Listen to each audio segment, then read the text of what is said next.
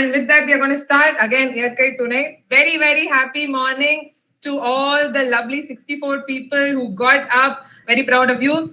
As you know, myself, Desika Prabhakar, founder and director of the Purpose Foundation, and we have our darling Lakshmi here, Chief Operating Officer of the Purpose Foundation. So today we have the technical session 2 that is on business model development, and we have an amazing, energetic, and very, very, very well-versed expert in the field who has been working in this for quite some time, and we are going to hear a lovely introduction from Lakshmi. So Lakshmi, please introduce our speaker for today. A very good morning to everyone. Super thrilled to welcome you all for today's technical session on business model development. Like as ma'am said, we have an incredible speaker, Mr. Koushik, who is here to provide valuable insights and inspiration for all of us. He's not only a serial entrepreneur, but also a visionary leader who has consistently pushed the boundaries of what's possible in the startup ecosystem. So he's been the founder of Incubez OTT, which is the world's first OTT platform exclusively dedicated to showcasing the inspiring journeys of founders, investors, and ecosystem enablers, where he has created a unique space for startup stories where it has to be told and celebrated. So his expertise spans business analysis, strategic management, and the intrinsic design and execution of business plans. So it's whether from guiding startups from ideation to growth or ensuring their investment from ready stage to every stages. He has been a pivotal mentor to countless emerging entrepreneurs. And beyond entrepreneurship, he also has served as the committee chairman of innovation and technology at Telangana Chamber of Commerce and Industry, where he has been a driving force behind fostering innovation and digital transformations. And he has also been influencing from prestigious institutions like ECEL at IIT Bombay, where he mentors the next generation of innovators. And he also has been the founder of Super GTM, where he's shaping the future of marketing strategies, leaving an indelible mark on the world of business. So today we are very fortunate to gain the insights from Kaushik's vast experience and innovative mindset. So guys, get ready for an engaging session filled with valuable takeaways that will inspire all of us to elevate our business models to new heights. So we welcome you all with welcoming our chief guest with a virtual warm welcome. So yes, guys, we'll have an incredible session. Looking forward for it. Thank you so much, Lakshmi, for such a wonderful introduction. I think, okay, we have our speaker of the day. Koushik, can you hear us? Yes. Okay, awesome. So guys, give a warm welcome to Koushik. Koushik, we just had an amazing introduction for you and we are just waiting to hear from you. So with no further delay, we can start off if you are okay. Yeah, I am almost there. Let me just... Yes, thank you guys. Thank you for the warm welcome for Koushik. He is going to present his screen in some time and we are eagerly waiting for this session. Yes, we can see you, Koushik. Yep. Thank you so much for joining us Sunday morning. If you're okay, we can start off. You can share your screen. Sure. Yes.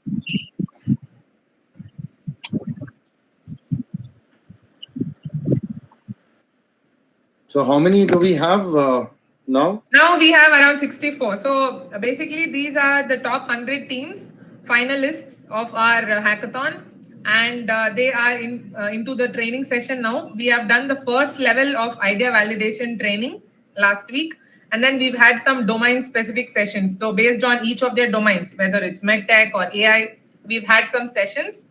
So all of these are the sessions which we give to fine-tune their ideas, and then we are going to help them build the prototype together. So that's the whole background. So today they are here to hear from you on the business model development, so they can fine-tune their idea and the business model that they have around it.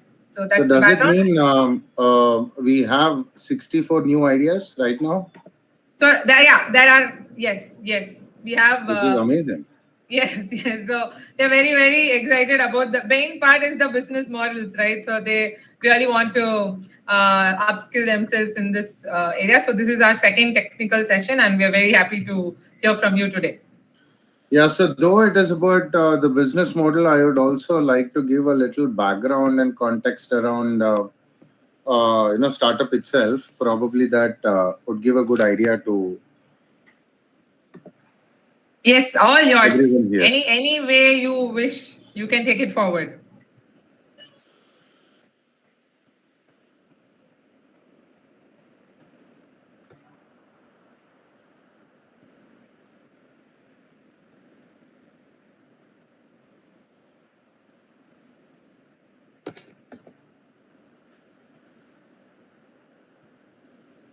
Would you like me to share the presentation? No, I'm sharing it. Yeah. Sorry. No problem, no problem. So a lot of times, of late, it's been quite some time since I got busy with execution, running around, and my the way I talk to students or pretty much all of this is more offline than online because I'm more comfortable, more of person to person, right?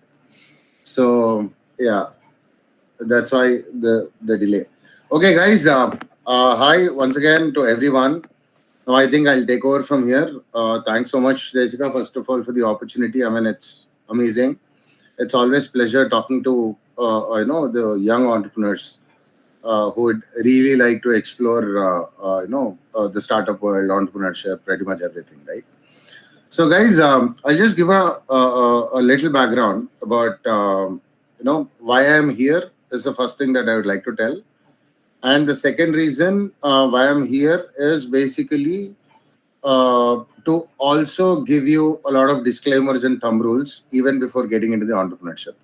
I think that is quite important from somebody who has been into entrepreneurship from last 14 years plus, in fact. Right. So when I did my first startup after 6 years of corporate work, I think the number of startups across India were hardly around 150, 120, 150. And if we look at the stats also, it is in 2013 and 14 also, it is not even 500. Right. So pretty much everybody at home, in family, everybody were like dead against, like, no, don't even go there. Startup is not easy. It's quite tough for us to really convince back then. Now I think it's something that is more fancy, that's more easy, and the kind of support, not just inside the families, but also with the kind of ecosystem that has evolved over a period, right? I mean, that's quite amazing.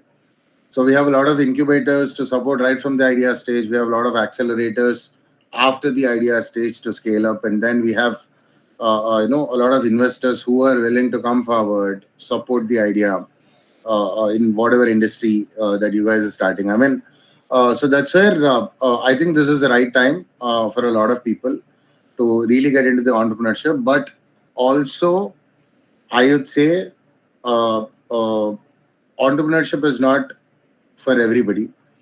I think that's more to do with the mindset. So the other day, last week, there is this college called BVRIT in Hyderabad who invited me for a podcast. And one of the very interesting questions that they asked is what according to me is the difference between entrepreneurship and startup, right? I mean, see, startup is more like a product for an entrepreneur to really leverage. End of the day, entrepreneurship is more to do with the mindset, uh, because when I say mindset, I mean that involves quite a lot, quite a bit about how you evolve, how you look at things, how you look at world, and mostly the entrepreneurship journey. How much ever it goes outside, the travel also goes inside. I know we evolve day in day out with a lot of challenges, and the mindset mostly has to be about uh, how to figure out, right? One mantra that any entrepreneurship, any entrepreneur should have is about how to figure out. So there is always way, if you can really look for it, instead of concluding that probably this is the end, or this is it. Because if you look at the success stories of a lot of startups, also probably they might have dead in between for twice or thrice at least, and then bounced back. And that is where the founders comes into the picture, the teams comes into the picture. So we will, to start about the business model, I'll rather start with the startup life cycle itself. I'm sure you guys have been through hackathons. You guys must have spoke about idea validation before, like probably you might have understood. But end of the day, it's so everything is interconnected, I would say, right? No, though it is about business model, the context behind the business model is primarily why are we doing it, how are we doing it. I mean, everything is connected, right? So to start with, I would say, no, validation is just a process for you to understand the viability. For a lot of market research is involved, and market research, when I say, it is not about trying to Google something, right? I mean, we just type what is the stats, that's it. But beyond it, there are frameworks, there are methodologies available out there to understand, uh, how the life cycle can be really achieved. Like, for example, if we talk about strategy, right? There are primarily two kinds of strategies that I keep teaching everybody. First is red ocean strategy. The second one is blue ocean strategy. And I insist, if somebody is really serious about it, I insist them to just keep a note of these things, so that it's easy for you to refer to even after the webinar.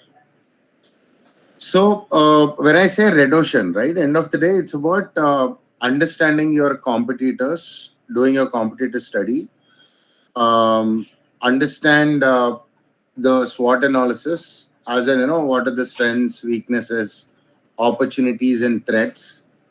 Understanding your demography, understanding the pestle analysis. When I say pestle, it is about the political situation, economical situation, social situation, technology, because end of the day, technology probably is a very, very, very important ingredient. Whatever is the idea, whatever is the field, I think for you to reach to the volumes, end of the day, technology is an enabler to convert your idea into reality, right? So technology plays a major role.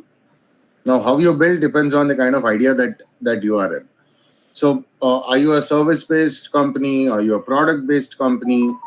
So you still have to figure out what is your SWOT analysis, what is your pestle analysis, everything, right? So when I say blue ocean strategy, right, there is a reason why there are these strategies structured in a specific framework.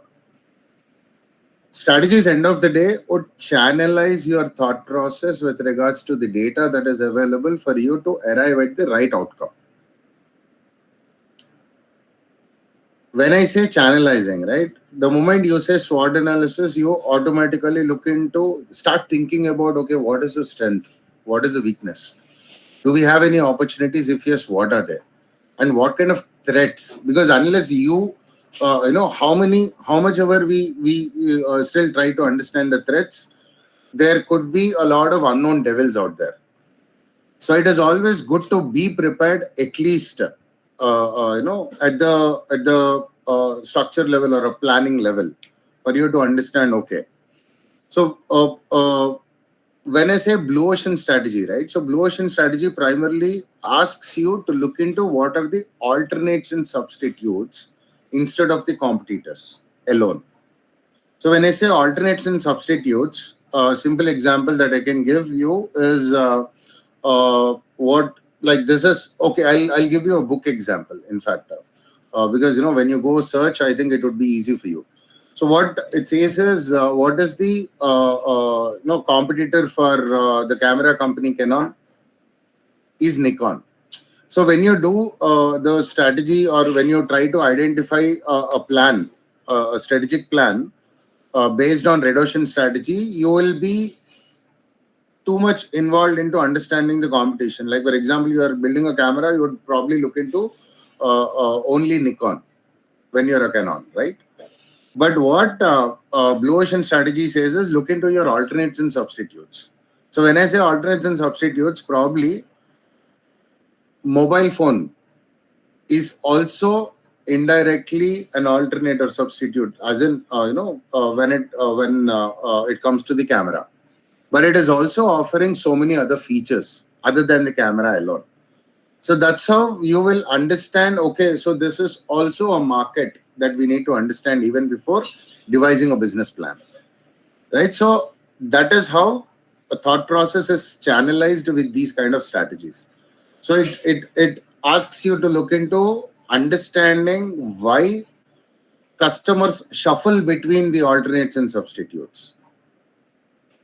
Why is it important for you to understand the strategies? End of the day, to arrive at a business model, be it B2C, be it B2B, be it B2B2C or B2G, you have to understand your target audience, your total addressable market.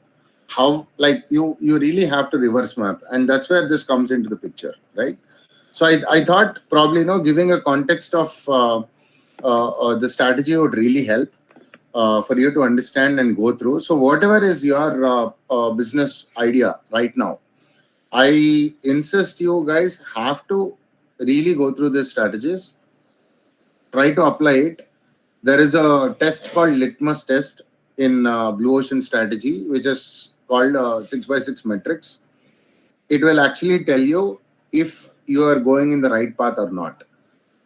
So it is not just the gut feel. It is not just a couple of URLs or links that will tell you, that's this is quite tricky and crazy also. Like for example, let's say you just ask Google, what is the best juice to have in the morning? It'll probably tell you ABC, apple, beetroot, carrot, right? Now, the moment you type, like change your keywords, asking what is the risk with the juice ABC, it'll also tell you scary things, which again probably puts you at a dilemma, right? So, how we should really look into these things? There should be a framework or a strategy that is very, very, very, very important. Otherwise, just don't depend on what you find on Google, which is crazy, right? So that is the importance of having a strategy in place. Now, let's talk about the life cycle of the startup journey. Typically, we start with idea validation. Yes, validation is nothing but a process for you to understand is your idea viable? Is it feasible for you to execute your idea, and what demographics, all of that, right? Now, after idea validation, we talk about building a POC, prototype. And that prototype probably, this is also a biggest miss. So we all have to first understand that 90+% is the failure rate of startups across the globe. There are very strong reasons why it is 90+%.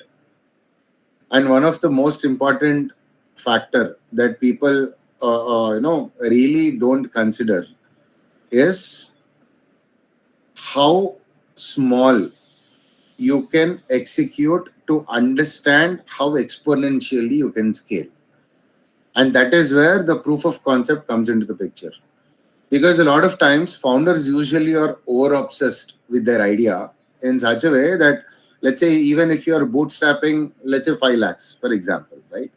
So you're visualizing an e-commerce idea, or you're visualizing a robotics idea, that is different. But when I say technology is an enabler, now the founders, because of that obsession, tend to imagine the importance of the features that they have in mind, and they tend to implement all the 10 features technically. But what we say is, because I also support a lot of startups, I mentor a lot of startups, this is something that I want to tell you guys also. Only use your bootstrapped money to build 1 or 2 very important features where you can onboard 1 to 5 free to paid customers. That gives you a case study for you to understand if this is going to work. And even if you are keeping this in pitch deck, I think that itself is more valuable because you have a user case study end of the day. So you are building a credibility. You are building a reason why somebody should come forward for you, right? We all know a lot of normal opinions that people have that word of mouth is important. Only customers will bring more customers. End of the day, all of that comes into the picture when you actually have a customer. And so I'm sure you guys must have seen our startup as well. It is called Incubez OTT.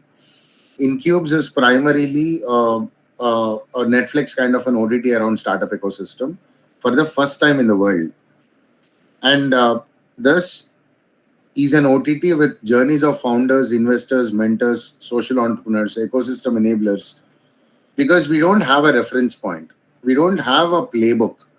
Like, for example, if somebody from you wants to build a F&B startup, I think straightforward, you can jump into Incubez, watch 10 different F&B founders' journeys, understand what it took for them, for their 0 to 1 and beyond. What is their functional journey? What is their emotional journey? What are the challenges that they have faced since inception?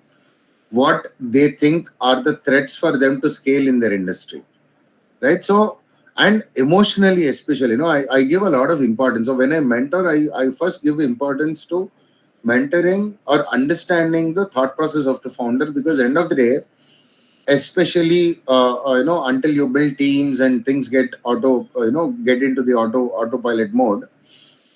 Let's say if the founder doesn't work for 10 days, your startup is not going to work for 10 days.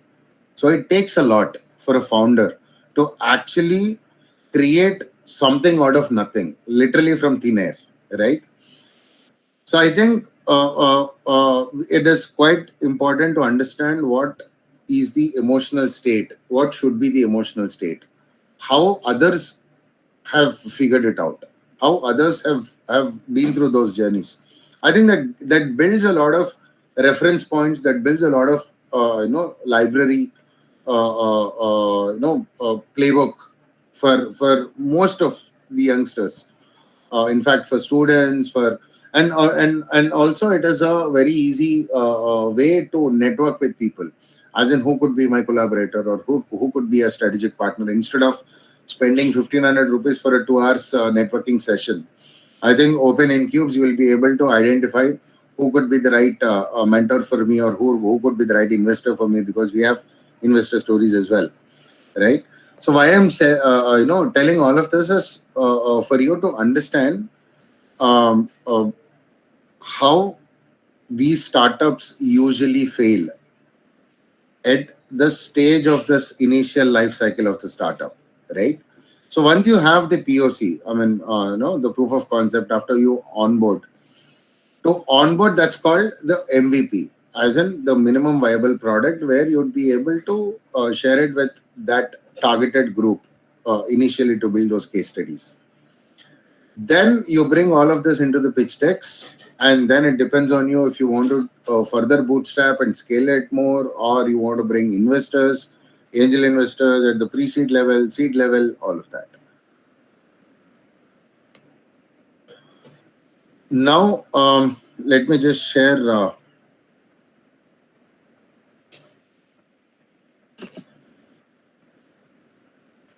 presentation here.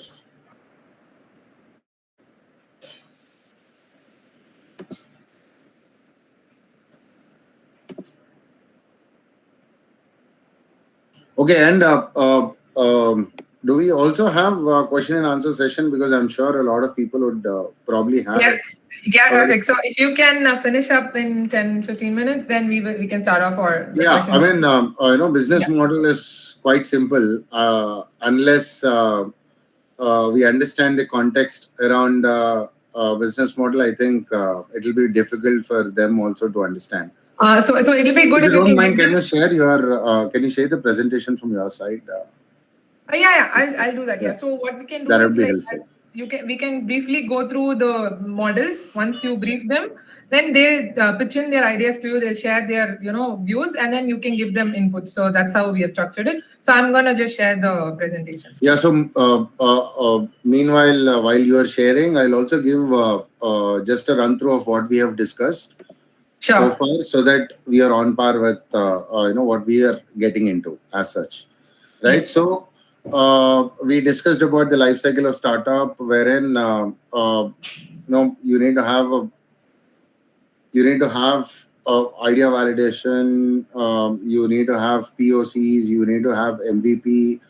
Unless you build a case study, don't go forward unless you understand if there is a sizable market, what is the TAM, what is the SAM. So yeah, TAM is basically about what is the total addressable market for your idea.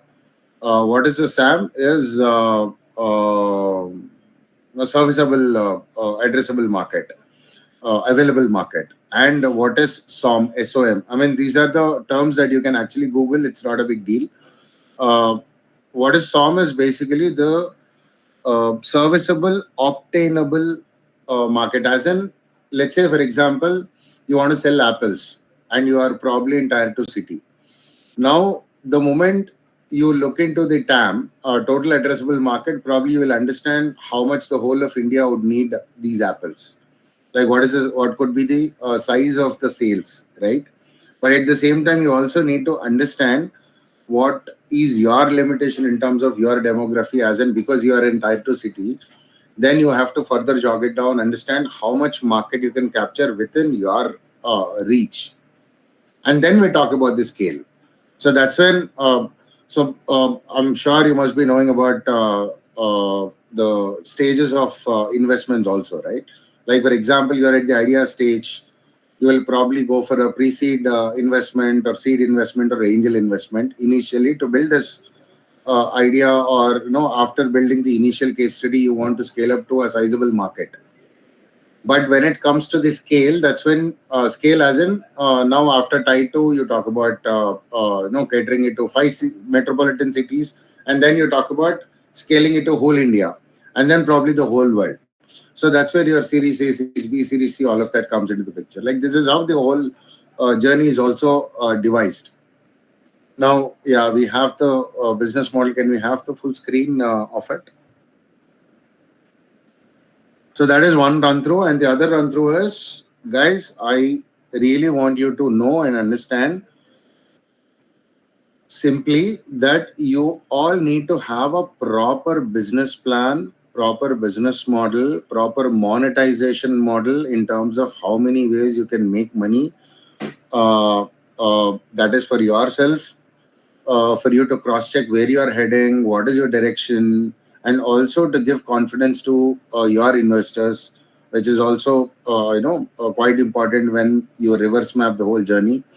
And the very most important is the go to market strategy. How are you really getting into the market, be it a product or a service, right?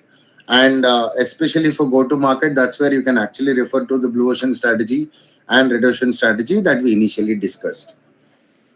I think that's the primary run through within whatever limited time that we have. And now, so let's pick an example. Now I'd rather explain you with Incubez itself, so that that's more easy for you guys to understand, right? As I said, Incubez is a world's first OTT around startup ecosystem. Now, when I say world's first OTT, my biggest question initially, 2.5 years before when I started this, was how can so many billions of people couldn't think of an OTT like this? So I myself was in a dilemma whether is it the right idea, it is not the right idea, how do I validate it, how do I go about it, what should be my business model, what should be my monetization plan, how should I go about the capturing the market, as in go to market, right? I think it will be easy for you to understand if I explain through the journey. So when I got this initial idea, right, why I got this idea is basically in my entrepreneur journey, I don't have a reference point. There are a lot of lows. In fact, out of the 5 startups that I've done so far, uh, 2 of the startups actually went down in between, even after raising a sizable investment of 4.5 crores in 2016 and 17, which is quite a big amount. And still, the company went down because of the operational failure, because of the operational decisions, but not because of the product. So that's when my co-founders left. My 75 people office became a 2 people company, but I couldn't accept the failure because it is not the failure of the concept itself, but it is the failure of the execution.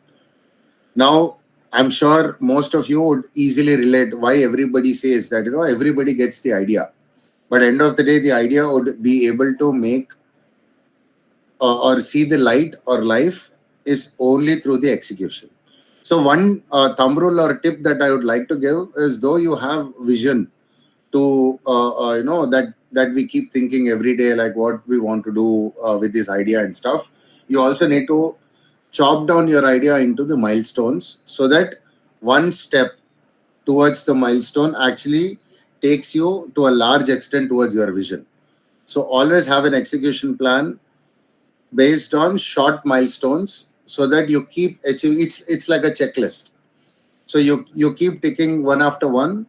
Automatically, when you look back, you will be able to understand how far you have come in terms of going towards your vision, right? So when it came to Incubes, I initially wanted to validate it. So I met 25 founders and 14 investors individually, asking them what is their current problem, why 90% of the failure around startup ecosystem according to them, right? So what we understood is there are 5 visibility challenges that are actively contributing towards the failure. Now, what are those challenges? When we tried digging into the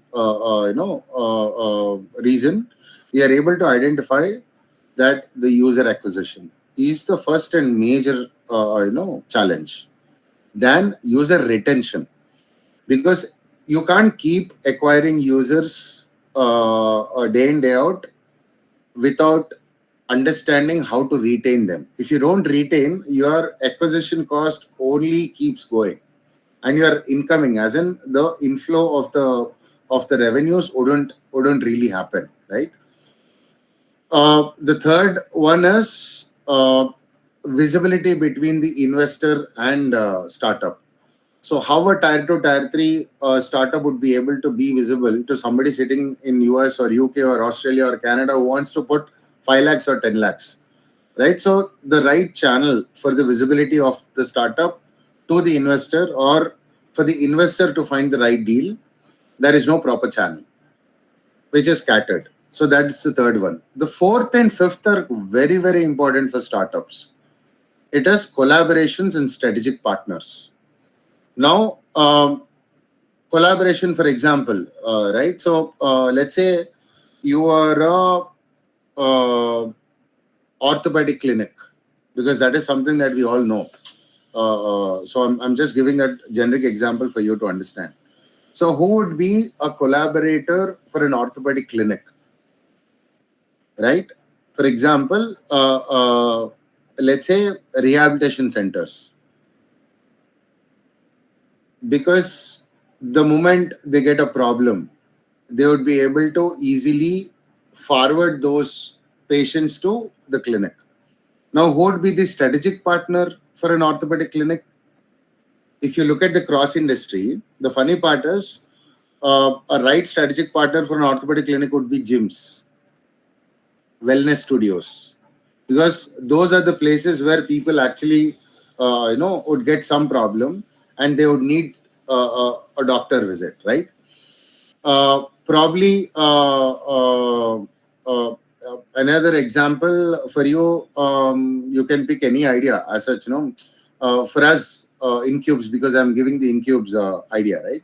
So who would be the collaborators for us is, end of the day, it could be academia, where we tend to make a lot of students understand at the initial stage itself in terms of what it takes, looking at the library.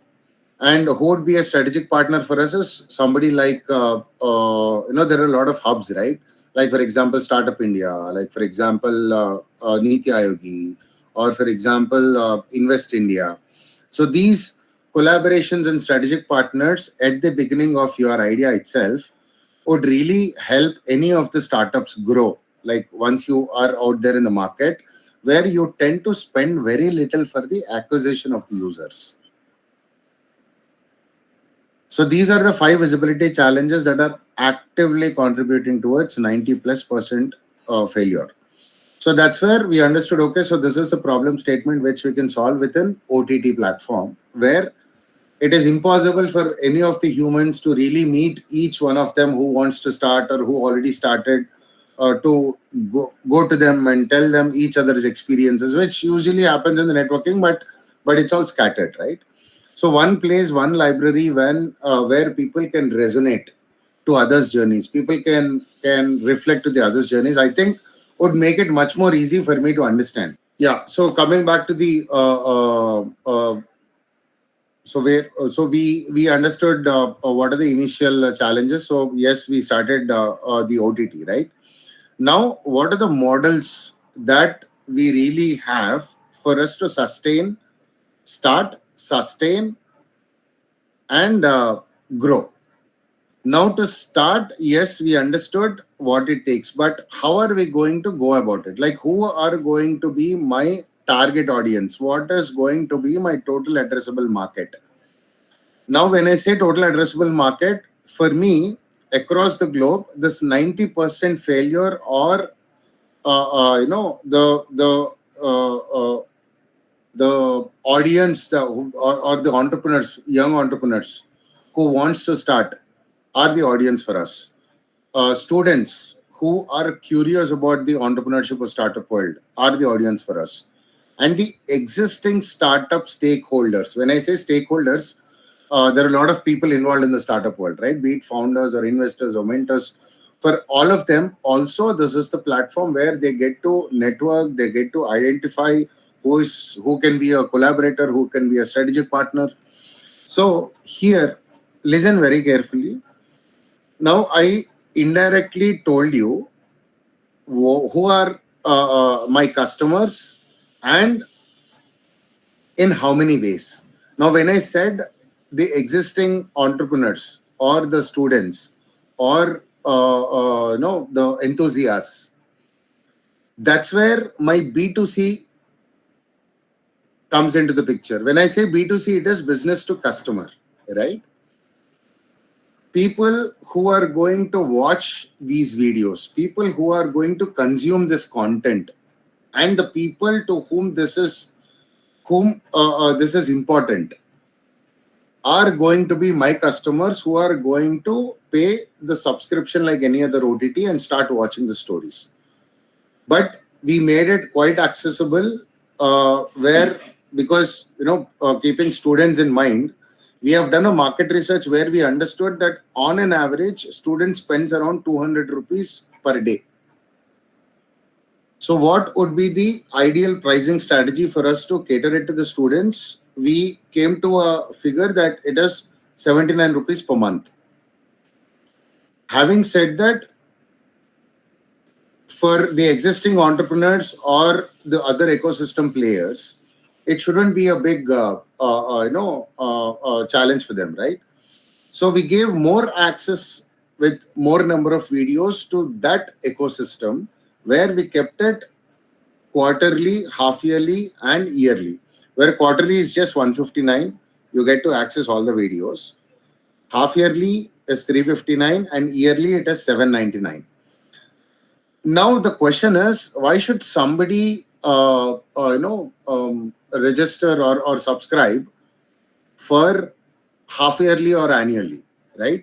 So that's where we kept the access to the ecosystem open to make them understand that if they want to grow, I think it is easy for them to get connected through us. So we had to identify my B2C audience, my segment of audience. So there are different segments that I just told you, right? So here, when it comes to understanding your business model, you need to understand the total addressable market. Along with that, what is the age group of your customers? What would be the likely demography of your customers? And unless you understand it, you won't be able to understand what are the channels for you to reach out to them. Like, for example, when I say my target audience is between 18 to 35, when it comes to B2C, right? So we are talking about B2C, business to customer, and age group 18 to 35. And probably, let's say the demography is like the geographical location is only metropolitan cities, that is urban. Now it is easy for me to understand what is going to be my marketing channel for me to reach out to these audience in this age group in this location. Probably I would choose Instagram. Probably I would choose Facebook, because the age group that is more active are these channels. And probably I would also choose influencer marketing who caters to specifically to this audience, right? On the contrary, when I said collaborations and strategic partners, that is my B2B market. Because end of the day, you watch, yes, and after that, for you to grow, you want to get connected. As a business, for your business to grow, whom do you want? A collaborator or strategic partner is also a business, right? So that's where my B2B also comes into the picture. Like tomorrow, how your story or how Inc42 kind of companies does is they actually simple example, if one of you wants to publish or make your story, publish your article, just one page article, right? You probably end up spending around 2 lakhs to 2.75 lakhs in these platforms. But why do people still do it? Is for the kind of exposure that they want. So that, that brings an exposure, that brings credibility, that brings opportunity for them to showcase that, they're credible enough to have a tie-up. They're credible enough to bring somebody else on board. And that becomes the B2B part of it, as in the business to business, right? So if I am giving my solution or if my business is associated with the other business to cater to the volumes of the market, volumes as in the customers, that becomes pretty much the B2B2C, right? Like, for example, now let's say an accelerator or an incubator would want to reach out to us to tell my audience that there is an acceleration program available. There is an incubation program available for you to go and subscribe. That becomes B2B2C, where the other business is collaborating with my business to reach out to my audience. Right? Hope you guys understood. Can we just go to the next slide? If that is. Yeah. So why do we actually need a business model? Is primarily for us to understand whom are we catering, what is the kind of value that we are delivering, value that we are creating, and value that we are capturing, right? I mean, end of the day, you must have heard this jargons called USP. Everybody will ask, what is your USP? As in, what is your unique selling proposition? Is nothing but your unique value that you are going to give to your customers. Now, how will you arrive at your innovation or USP? That's when you again go back to go-to-market strategy, blue ocean strategy or red ocean strategy that I mentioned. That is where you would be able to channelize your ideas into a proper strategy where there is something called ERRC grid.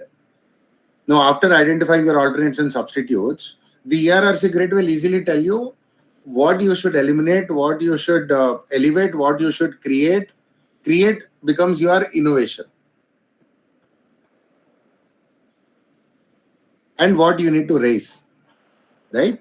So I think that is where you will be able to understand in your business plan what is the innovation, what is your USP going to be, and how then you create ways to deliver that value and then capture the market with that value, right?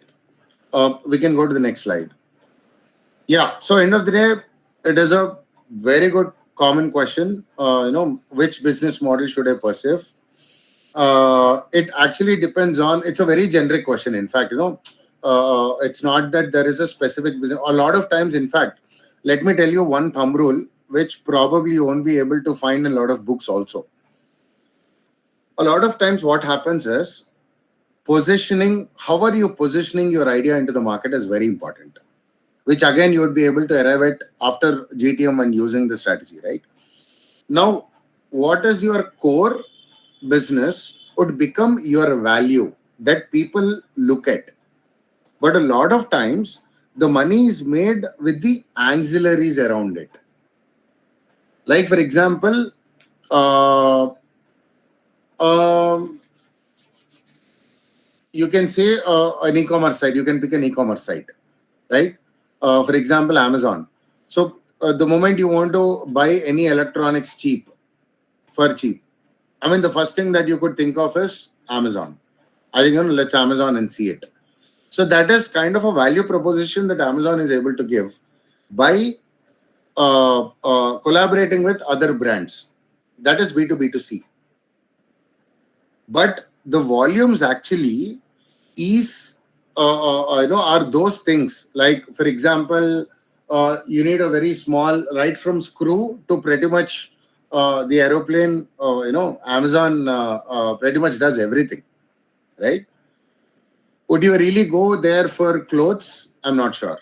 But when you go search for any of the laptop bag or clothing or anything in Google, the first thing that comes up is pictures in the Amazon site. So a lot of times the value that is something that is positioned in your mind, that is remembered in your mind, but the volume is the rest of the ancillaries that are attached to it, which makes more money.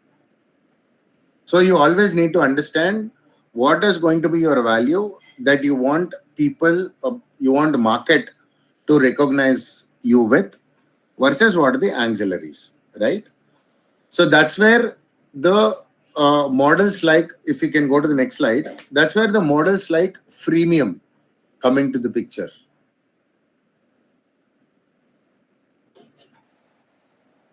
Yeah, how to sell, this is pretty much we covered. Now, yeah, we have come to this. So why I was explaining Amazon is basically for you to just give an example in terms of the positioning, value and volumes. So to a lot of times, most of the businesses have both B2B and B2C wings for them to grow.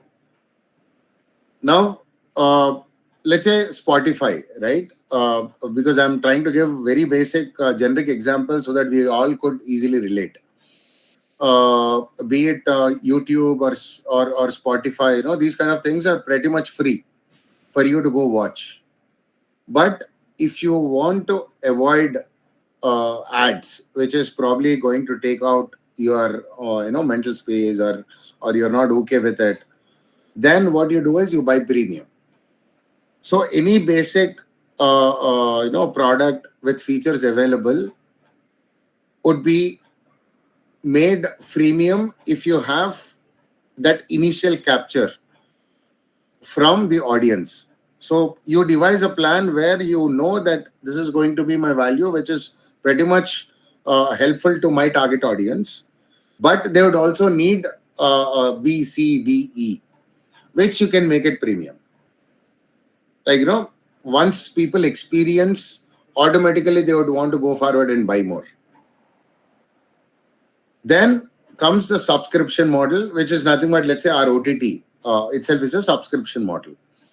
But does it mean I'm not going to get into freemium model? I can still go into the freemium model while, for example, the reels that we have inside our Incubes, inside the platform, are for free. The trailers are for free. So I can make it freemium. I can give you a taste of what is that you can expect out of this, and then charge premium. The moment I say premium, doesn't have to be lakhs or millions. Don't just imagine, because volumes comes into the picture there. So if you look at the kind of unicorns that we have, 62% of them are B2C. Why? It's a simple logic, right? You cater it to large volumes of market with minimum pricing also, would be able to give you much more returns compared to one software that you can only sell to specific business audience. Probably that is the catch, right? So any software that can be given as a service, you can charge the subscription model on a repeated basis. And the benefit having the benefit with freemium is the kind of analytics that you can build out of giving your platform or service for free, versus the subscription model is beneficial when it comes to the user retention model. And these are things that we have already discussed before. Now, when it comes to the third model, razor and blade, right? Simple, you actually give a product for one cost and keep charging for the disposables. And that is why it is called razor and blade model. Like, for example, the simple razor and blade itself. A lot of times, the head, it is only for a limited period where you throw it and again take it.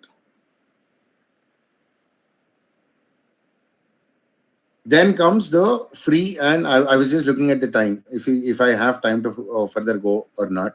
Okay, so next comes the franchisee model.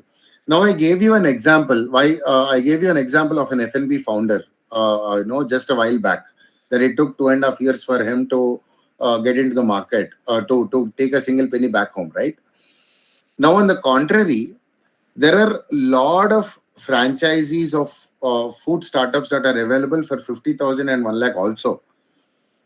And a lot of people are thinking that just by buying that franchisee would make them entrepreneur. For sure not.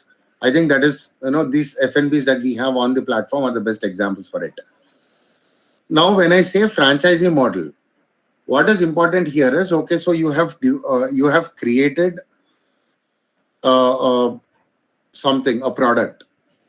Now you created an SOP around it. SOP is operating procedure, service operating procedure, right?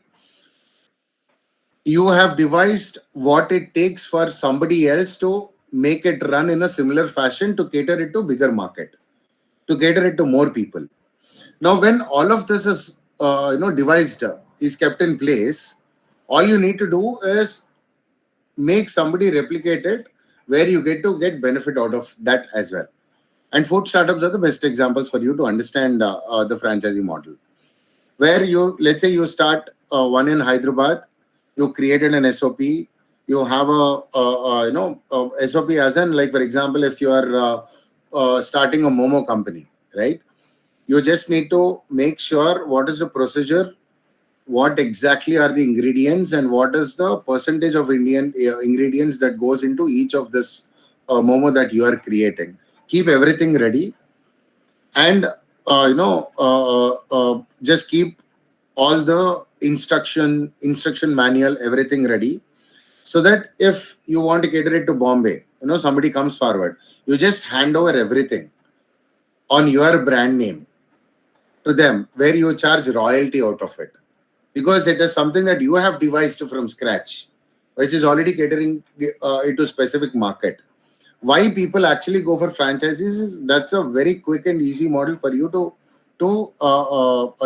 multiply the opportunity while playing within the limitations. Now, what are my limitations as a founder is I can't just keep shuttling between all the places, all the stores myself, to make sure everything is going right, the sales are going right, to look after the management, all of that, right? So what is easy for me is to make somebody else do what exactly I'm doing, so that I get benefit out of my initial hard work.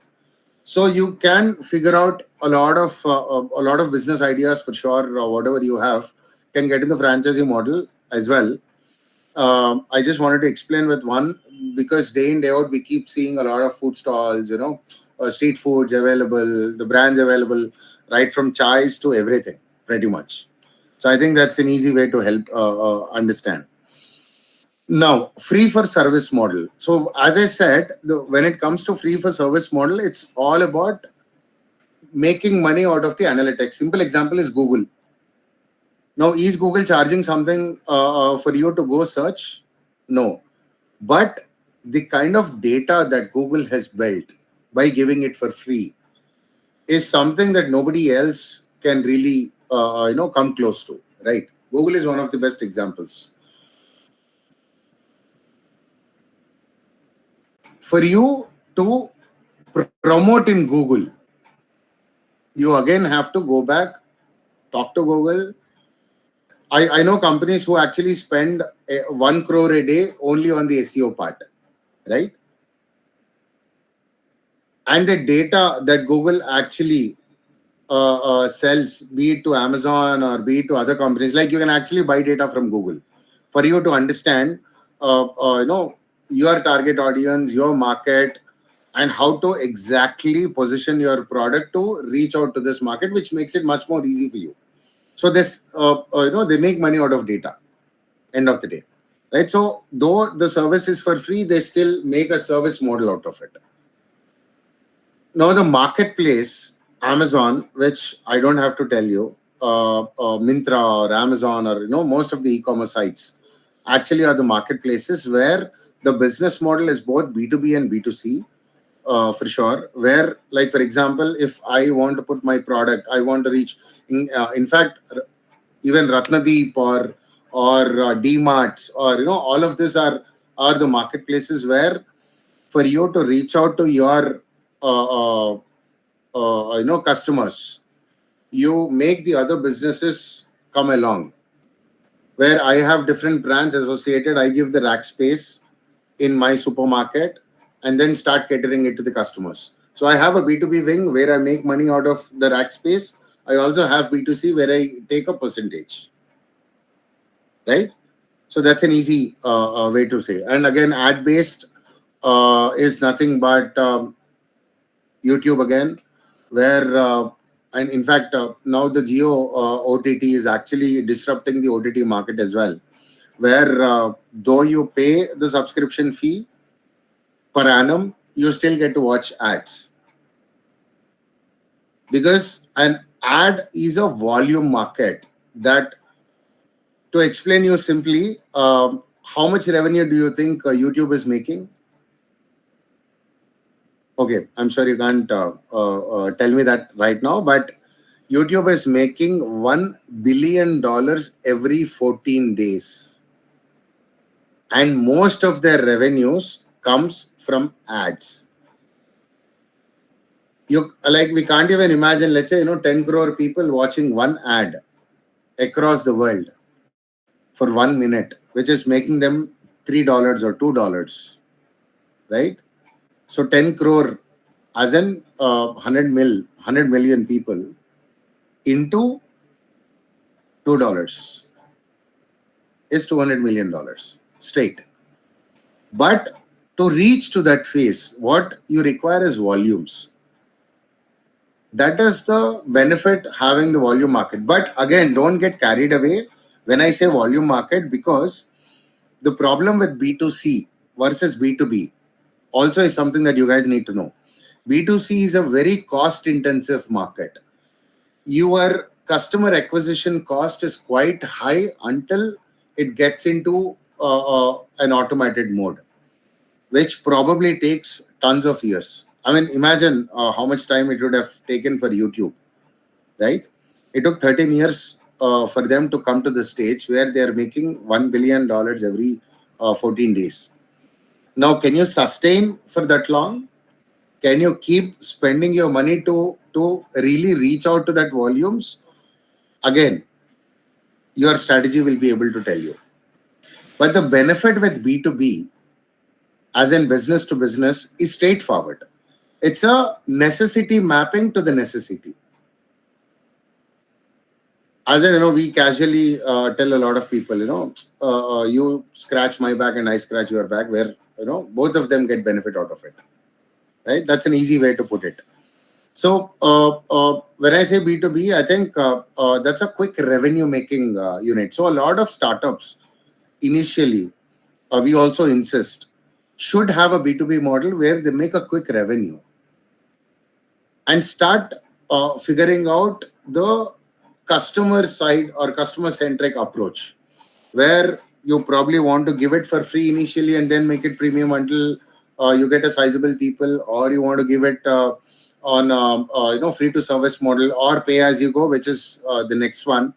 As and when you use it, you pay it, right? So in fact, you just want to do it with ads. You don't want to charge anything. Whatever is your model on the B2C side, it is going to take time and it is cost intensive, where your CAC, customer acquisition value, your you call lifetime value of the customer, LTV, right? So these are the important parameters that define your B2C journey and your value. As a startup, your valuation, all of that depends on these factors. So always try to have a B2B wing where you have an assured revenue from some of the other side, where you get to onboard somebody or give access to, or have a collaboration where whenever there is a conversion that is happening, you probably take your cut, right? So there are different ways to make revenues on the B2B side, but it is quick compared to your B2C or B2B2C. I think we pretty much covered everything, and I'm sure I'm already a little late, so we can jump into the questions so that. And guys, I also insist you have to check, Incubes for you to understand, because as I was told that there are 62 people who wants to get into the startup. I think it is very good. You can't meet hundreds of people right away to understand their journeys for you to replicate, but we have covered 120 plus for you, from Hyderabad to Himachal Pradesh, for different demographics, different age groups, different industries, different domains, which you can access, understand, and use it for yourself. Yeah, please. Thank you so much, Koushik. So we'll go into the questions. I think Ahitya, if you can go ahead first. Can you unmute, or can you unmute? Hi, sir. Yeah. So we basically develop an AI-powered solution to predict the customer churn. So my question is, what specific type of data should I collect to predict the churn? Predict? So the churn rate, they're working on the churn rate, like using AI to predict the churn rate of customers, to build a model for that. Yeah, so is it specific to any industry or domain? No, not like that. Then what exactly are you trying to understand, like what churn rate? Sort of a sector agnostic Subscription-based services or a product. Subscription-based service. So anybody, for example, for me, in Incubes, for me to understand what is my churn rate, I can use your AI tool.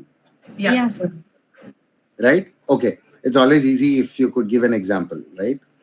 Okay. So what kind of data that you need to collect primarily is to understand, for example, we are a subscription model, right? So how many people are initiating the payment? Or let's say, for example, how many, so most of the churn rate actually is understood at different levels. Let me be very clear. Let's say a lot of websites also makes these analytics called how many people came to the first page and left, and then how many people have clicked what kind of tabs that are available inside the website. That gives you an idea in terms of what exactly are they looking for. Now, after clicking it, after going through the data, if they are leaving again, then you also need to understand, okay, there is an information that is probably not sufficient for them in that particular domain or industry. Now, if somebody is leaving, like somebody is going through the entire website or portal and then look at the pricing and then leave from there, which means probably that is a cost that they are not ready to pay at that point, right? So you need to, like, though it is sector agnostic, I would request as a startup to have at least 5 industries specifically. Let's say you can cater it to e-commerce market, because a lot of e-commerce portals itself is about understanding what product most of them are looking for, and then living from there, at what stage they are living. That actually gives insights in terms of understanding if the information is not sufficient or the product list is not sufficient for them, right? So e-commerce probably is one space which you can explore. And I think you can also explore maybe a clothing portal, because there are a lot of the variation in the audience, to understand their taste, to understand their exact requirement, probably would be different in clothing startups, right? So I think, or for example, so we have recently covered a story of Sold Store. Soul Store is probably, not probably, in fact, they're number one, pop culture based merchandise platform, where they have clothing, they have shoes, they have in fact 20 offline stores and online. They have specifically for men, for women. Now you also need to understand how many women, audience are coming into such portals, or how many men are coming, and are men making more informed decisions or women? Are men spending more on the platform or women? Because this is where you actually get into the details for you to understand, okay, so which age group are mostly engaging with the platform, what is the engagement with regards to each of the pages, where exactly they are getting engaged, and how many people are spending their spend analytics, again, what age group and what gender or whatever. So you all if you can understand, or if you can prioritize your industries, I think the parameters that you would like to analyze actually would be more specific and easy for you to understand the churn rate. But if you keep it agnostic, I think that's too much of work for a startup to really understand millions of permutations and combinations.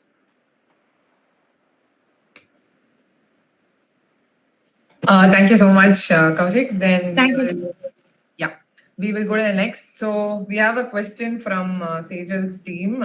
They are building an e-commerce platform where they are selling handicrafts and handloom products, particular to Chhattisgarh's, local handicrafts and handlooms. So they have specific products like kosa silk or bell metals and all these very exclusive sort of wooden work and all of that.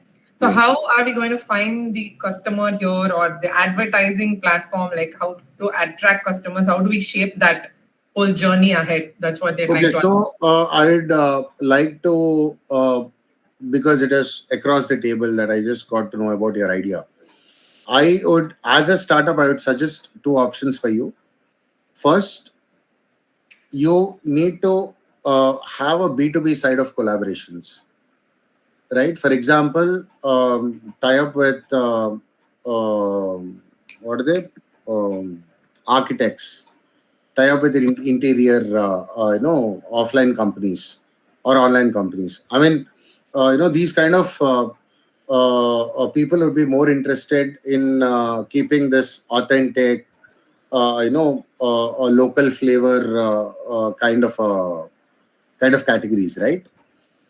And on the other side, if you want to keep it open for the market, so I can give you a couple of references as well. There is a company called Green Hermitage, which is catering specifically to these kind of audience. But the platforms that you need to market here, I think more than the Instagram or Facebook. I think you need to go more about the influencer marketing, because end of the day, the selling actually, okay, for all of you, this is something that you probably won't be able to find in books also. To sell any of the product or service, right? There are two things that you are selling. First, it is not your product or service that you are selling. Primarily, you are selling the intent. Selling intent is very, very important. Be it through product or through service, selling intent is important. And the other thing that you are selling is the is by the visualization of the other person's future. Like, how are you going to make it more comfortable for them, or more aesthetically beautiful, or more like, you have to make them visualize what is it they are going to get if they have this product with them. So these two are like very, very important factors for you to sell any of this, any of your product or service. Yeah, this is from Sandhya. So they are building an idea around connecting investors as well as the project owner, that is the students' projects or any feasible project. So the portal is designed for the investors to get feasible projects selected very easily along with their criteria and funding and all. So how do we determine our total addressable market here? Should we focus on the total demand within the market, or should we consider our ability and capacity to supply the product? Like, how do we calculate? There's a small confusion there, which is the total addressable market? That's the question. And then when they grow, like when we anticipate a surge in the project submissions and investors, obviously it's going to grow. So what are the factors we should focus on to scale? When we consider a scale up of this, like when there are more people, how are we going to do this without compromising the quality? Yeah, beautiful. Actually, I appreciate what you guys are trying to do. It is quite a skated market as well, right? So primarily, what is more like the if you have to divide your audience, I think investors having investors onboarded is like a very, very, very big thing, right?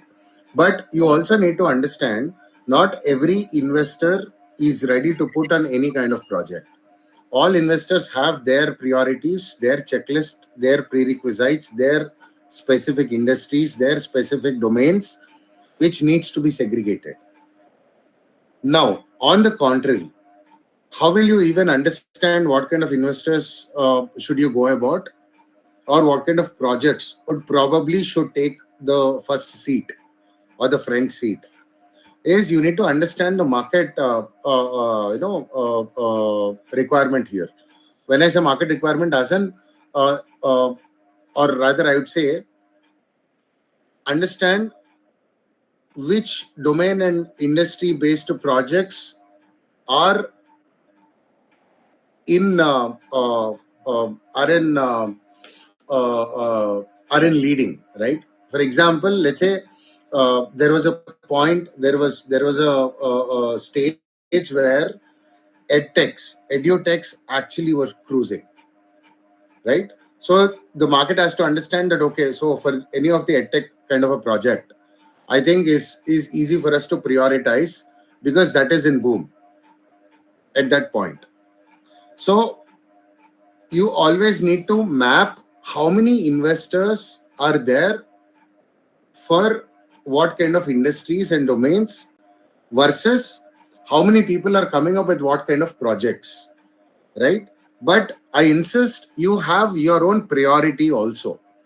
Like, list down, for example, if we have to really look into the market, there are more e-commerce sites that are constantly coming up.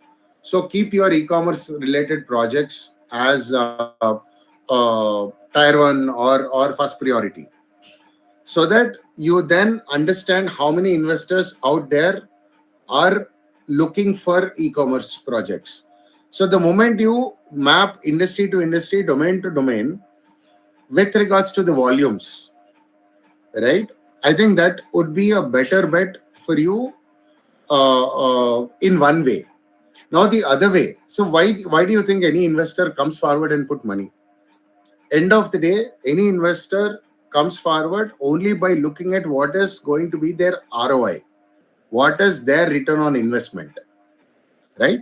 So for you to understand what projects would give more return on investment should also be prioritized, so that the projects become more quickly scalable, where the ROI is seen. Your case studies are pretty evident to rest of the people to come forward and put their projects, and for rest of the investors to come forward and put more money. You can create success case studies by understanding that demand ratio, right? So it's always about supply and demand end of the day. But yeah, so you need to understand what kind of projects gives quick ROI, what kind of projects gives massive scale, what kind of projects are limited when it comes to the catering to the market. Like for example, if there is a project that is more about doing it in a specific location itself, and it takes a lot of time for them to replicate and scale, then it is going to be a little long journey, right? So I think that needs to be taken up in a very different way compared to the quick ROI related projects, compared to most number of what most number of investors are looking for. Right now, currently, if I have to say, AI related projects are more in boom, because everybody wants to talk about AI. That is a catchy word. That is what is trending out there. So if you have projects related to AI, quickly put it on top priority list for you, and it is easy for you to identify the investors as well for it. Yeah, Understand sir. what is Thank. your value market. Understand what is your volume market. Based on that, it is easy for you to map. Yeah, sir. Got it. Yeah. Yeah. So Jai Guru, you can go next while I figure out the list. Jai Guru, you're there? Yeah. Yes, ma'am. Sir, hello, sir. So I am from extraterrestrial, sir. So basically, our product is for students. Terrestrial. Yes, sir. Wow. That's their team name. So they Nice. are all in team names now. So that's it. Nice. Yeah, Jai Guru, go ahead. Sir, basically, our product is for students. So which aims in giving accessibility to AI tools even offline. Our environment is completely offline. So our business model is targeting the schools which are under government, sir. So it is B2G. So can you give some insights on it? Okay. Can you just tell a little more about your product also, so that I can give you better insights? Sir, we took this because in most of the places, the government schools doesn't have infrastructures and they doesn't have internet facilities. So those students studying there, they will not get access to the AI tools because of this. So and the PCs are their products they have, the government schools have are low end PCs. So our product is basically which can run in a low end environment and can be managed offline. Yeah, but you want to teach AI to students through that? Sir, no, sir. We give accessibility to learn through the AI tools. Like they can use ChatGPT offline, something like that. Okay. So, see, as you said, the infrastructure issue is always there when it comes to government schools, which is getting better, of course, day in, day out. And there are a lot of collaborators that you would be able to find who are catering to thousands of government schools out there, which you can easily find data. There are companies who are able to directly connect you to them. There are NGOs that are available. There are social enterprises that are available, where who gives you access to these schools. But what is your revenue model going to be? Now, when you say B2G, right? This, see, you all need to understand what is the cycle time for you to get the revenue. Always, you have to spend first, give the service, and then start collecting the revenue from it, right? So let's say an e-commerce site would get a quick revenue because it is a product, I'm buying it, giving money and taking it. But when you talk about the service, like for example, most of the services are like monthly or quarterly or yearly, where the cycle time is clear. Now a lot of people actually put cycle time of 45 days. Now with governments especially, though there are a lot of announcements that usually typically happens, there is a very clear cycle time where you need to sustain. You need to figure out your execution model until you get the revenue out of it. Now, going about identifying government schools and telling them that you want to implement is not a big deal. It can be done. There are a lot of third party collaborations that are available for you. But what really matters is if you really want quick conversion with government related projects, the moment you say free, any government is ready to take it. Now you give the service for free, how are you going to make revenues out of it? Right? That is going to be the crux for you to sustain. You talk about any of the edu that you would like to give as a service. In fact, we have covered a social enterprise who is teaching government school students the coding without computers. There are companies like that who are actually doing it, right? So you tie up with them, you have a collaboration with them, or make them your strategic partner, where you can give your solution along with them to the same audience. You don't have to reinvent the wheel again from scratch by creating a contact, identifying a route for you to go to that extent. Rather, have a strategic partner where they already have existing, let's say, 500 schools associated with them. You also give your service as part of their services. But what is going to be the crux here is, are you a social enterprise? Are you an NGO? How are you going to make money out of it? How are you going to sustain this model? Is probably the crucial thing for you to figure out, Jay Guru. Sir, we have a part of our product, so which is targeted on the private schools, sir. So something like personalized AI, and the revenue from this can be used for the R&D and services for government schools. Yeah, but did you get a chance to actually do in-depth market research on it?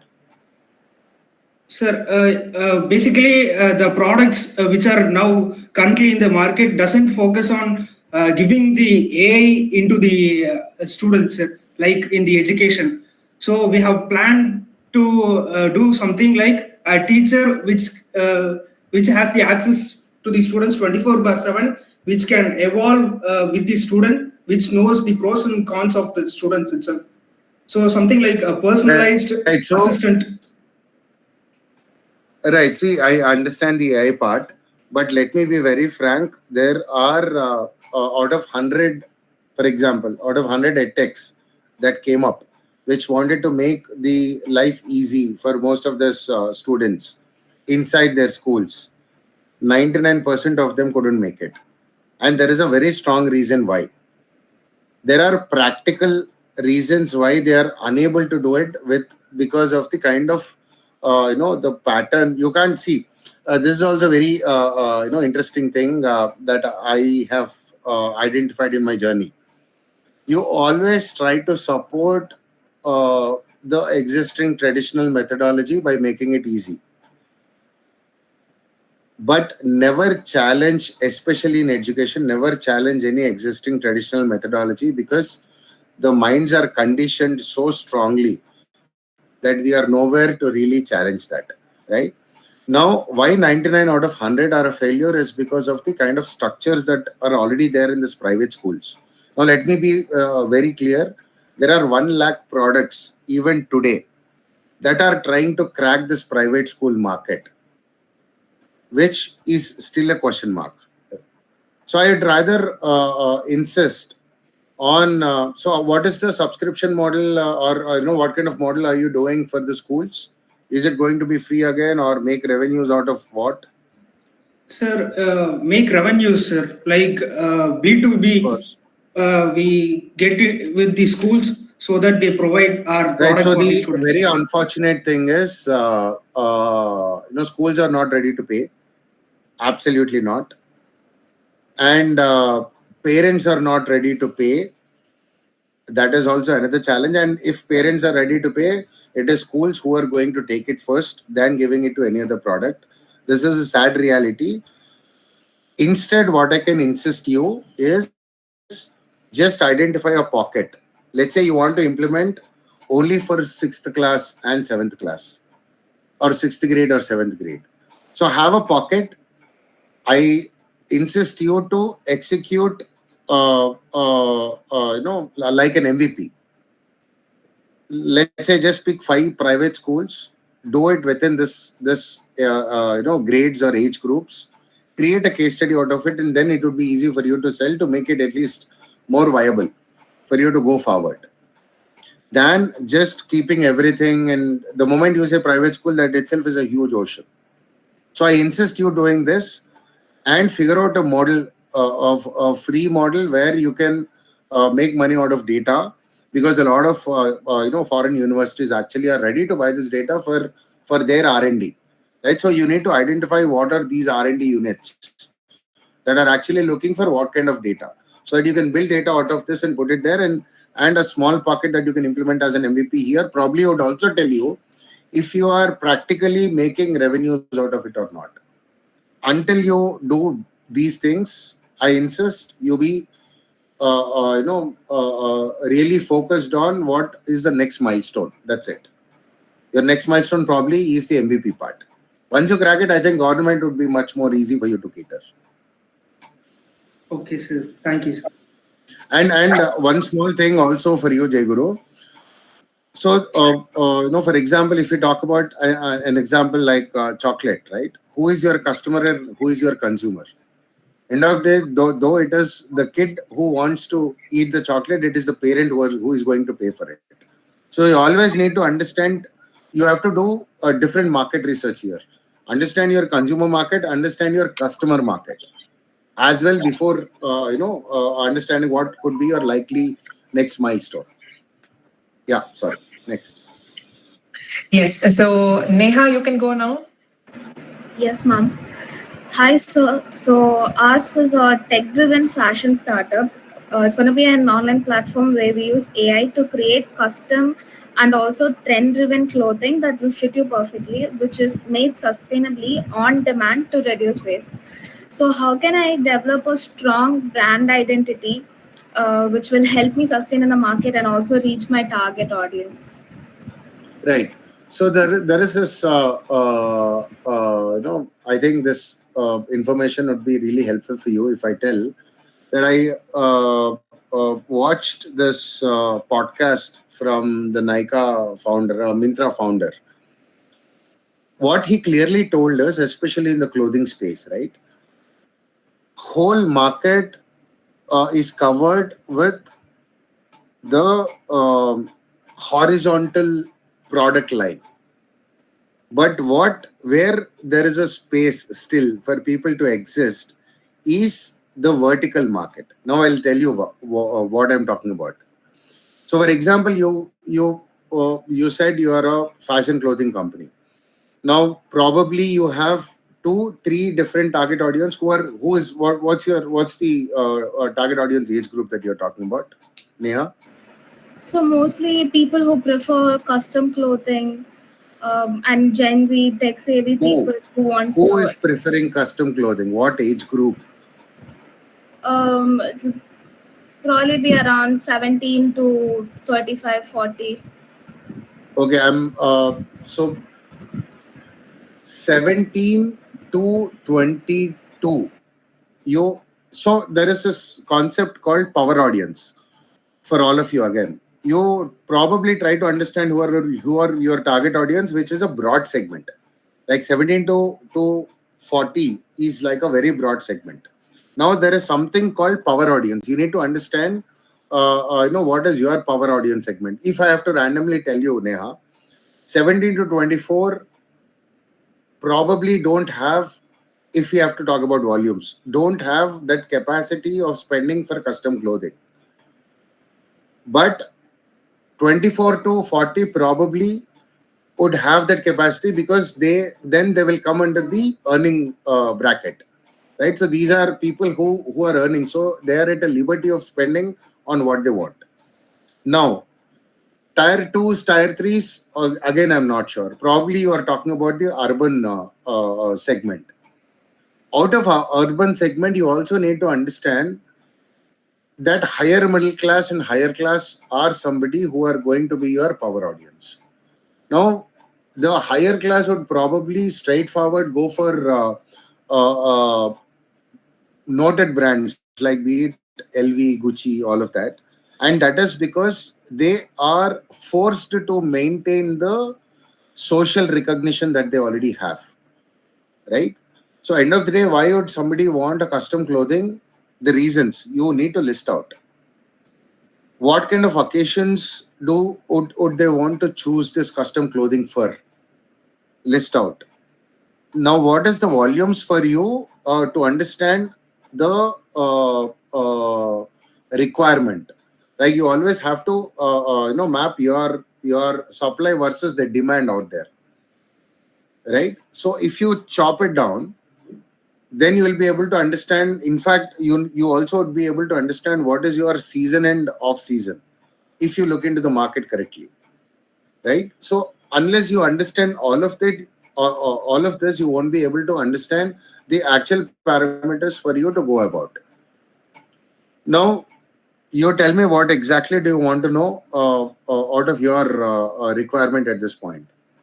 I just told you how to segmentize your target audience so that you would be able to understand the realistic picture or what market data that you need to get into. Right. So it was about how to develop the brand identity in the market. Okay, so as I was telling, I was hearing to this podcast, right? So what he said is there are these verticals that are left out. Like for example, if I'm launching a clothing brand, right? The moment I announce that this clothing brand is only for doctors, so that is going to be my messaging or my positioning. Now everybody will start questioning, and why only for doctors, right? As in then they like, that is a vertical probably, that is something that is untapped. Or you say that you are only launching it for nurses, or you say that you are only launching it for working moms, or you say you are only launching it for housewives. Now you have to pick this category which is like a vertical for you to explore. Now how many housewives actually are looking for a custom clothing? You need to get into those details. Or how many working women or working wives are looking for something like this, right? So you always try to understand what would be the better vertical for you so that that becomes your brand value. But what makes money, as I told before, though the positioning creates the value around your brand, your money is made around the ancillaries as well. Like most of the money actually comes from the ancillaries, right? Messaging has to be really, really correct. Unless you understand the market data in terms of who, what age group, which demographics are actually looking for custom clothing, you won't be able to understand which vertical for you it would be better to choose. That becomes your brand value. Automatically, you will start, catering quick into that vertical. Then it is easy for you to make, then you can probably announce the next, clothing for the other audience. Now, by then, your brand already has a recognition, right? So, end of the day, how are you going to create a brand recall? Like, for example, if there is an event that is happening and two people are talking, the moment they say, I'm looking for clothing, they would immediately say, okay, you're a housewife, right? This is the brand that is meant for you. So that is a kind of brand recall that can be built if you can look at the vertical, not horizontal. Don't do for all the audience. Do specifically to certain audience depending on understanding the market data, and I think that becomes your brand value, and that's easy for you to penetrate as well. Yes, sir. I'll further study on my target audience and I'll look into it, sir. Yeah. That would Shabir, you can go next. Okay. Hello, sir. Am I audible? yeah. Okay. So my question is, I would like to just explain our project that we find out that if middle class people want to change or buy products, another product, they want to take most money out of an old non-working products, that is e-waste. So what they think and do is they go to shopkeeper to get more price out of those shopkeepers. So we are providing an easy path for them to connect directly with those e-waste shopkeepers. There will be many e-waste shopkeepers to provide a good price of non-working products user has added in our platform. So we are going to use subscription model, charging from e-waste shopkeepers who would be benefiting more out of it. So is it right to choose subscription model? And also we are assuming that we would be in future we would be taking the platform charge from the user. So what are your feedbacks? We want it. Okay. This actually reminds me of another concept that I left out. Is understanding user persona. Now, why I'm telling you, Shabir, about user persona here is you have been very clear when it comes to the class of audience that you want to cater. But you also need to understand why actually middle class people go from shop to shop. It is not just for identifying product, right? There are other reasons, like, middle class especially is known for the best entertainment for them is window shopping. Are they really going to identify the product, or they are only getting entertained out of it, is something that you need to understand with regards to the market data itself, right? Now, how important is the consumable that you are talking about in the day-to-day life? For example, why do you think Blinkit or Instamart is such a big hit? Is because they cater to daily consumables, which you can't avoid, right? So it also depends on the kind of products that you are putting up.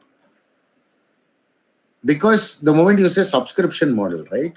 I think subscription model probably wouldn't be viable for a lot of products, especially if you are catering to this market. You also need to understand India is not a spending market, especially on the subscriptions. US and other countries are pretty much used to this subscription model, but India is still not, for sure, which probably would evolve. But until then, you also need to have an alternate revenue model, which still can make sure that you are sustaining there. So I insist you do the user personas in the middle class, especially because not everybody in the middle class are spenders. Again, there will be only one or two family, income that is getting into all the spending.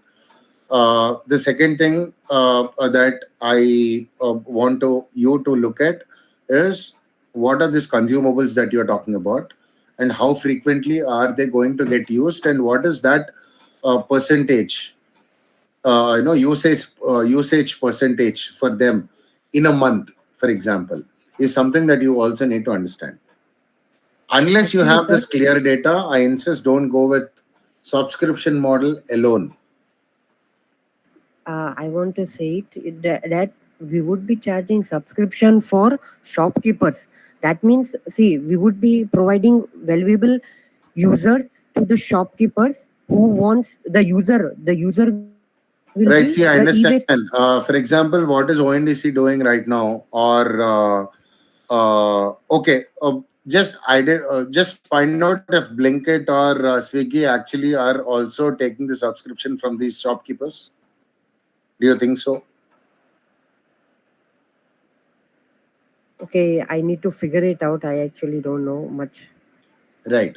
So that gives you good pointers even before considering that, okay, is it viable for you to start charging subscription from the shopkeepers? End of the day, why would any shopkeeper pay you is only if you promise them volumes, as in leads. So how many leads can you generate for each of the shopkeeper on monthly basis is something that you need to have clarity, which is going to be your selling point, your selling pitch to the shopkeepers to make them come on board on monthly subscription basis or whatever is the subscription model. So Okay. unless you have data, I don't insist you to quickly jump into it. And you have good competitors or alternates and substitutes for you to relate to understand this structure. Okay. Thank you. Yeah, Kaushik, we'll go to the next. So this is from Myth and team. So they are working on an eco-friendly food delivery service where they are using Eco-friendly? the food delivery service. Food delivery like Oh, Zomato, okay. Swiggy. Yeah. Food Right. delivery service. Okay, I heard about healthy food delivery, but what is eco-friendly food delivery?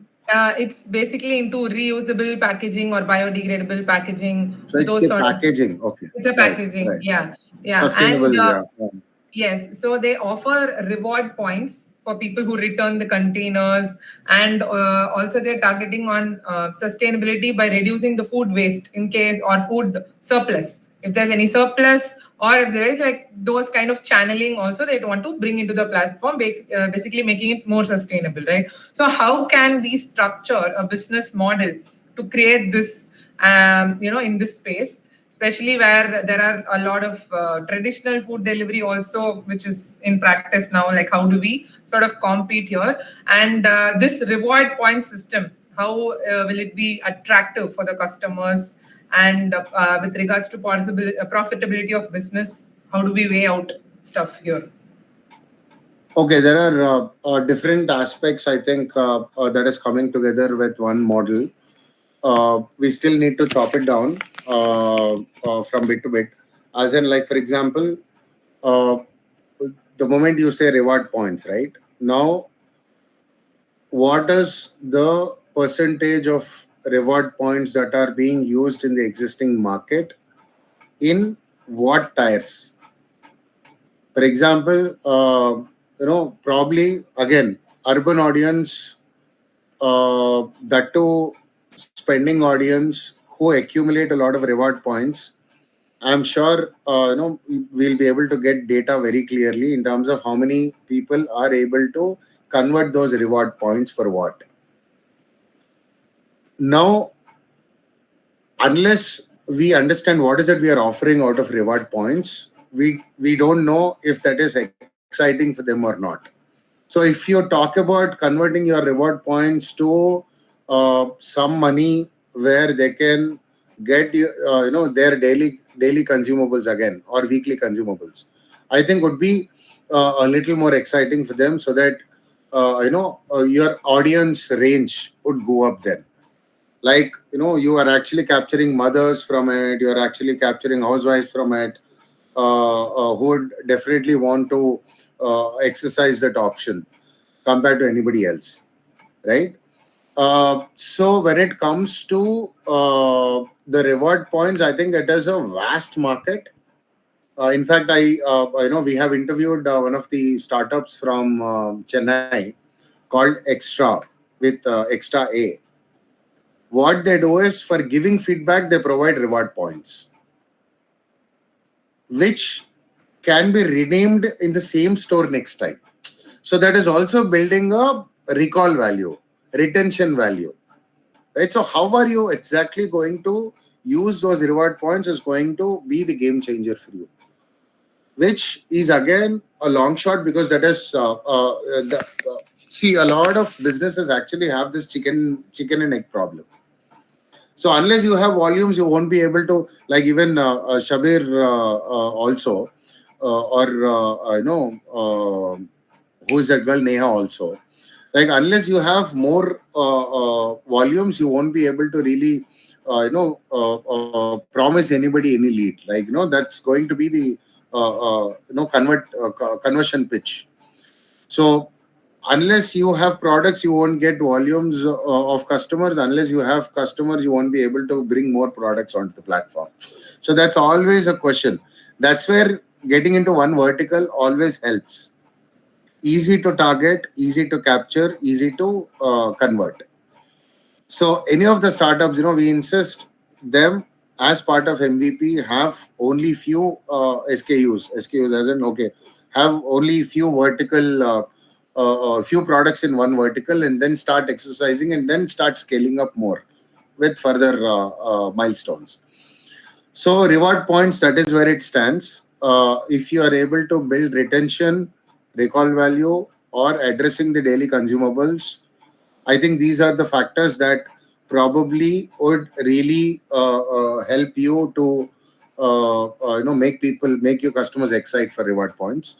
When it comes to the eco-friendly packaging, right? So a lot of times when we say packaging, right?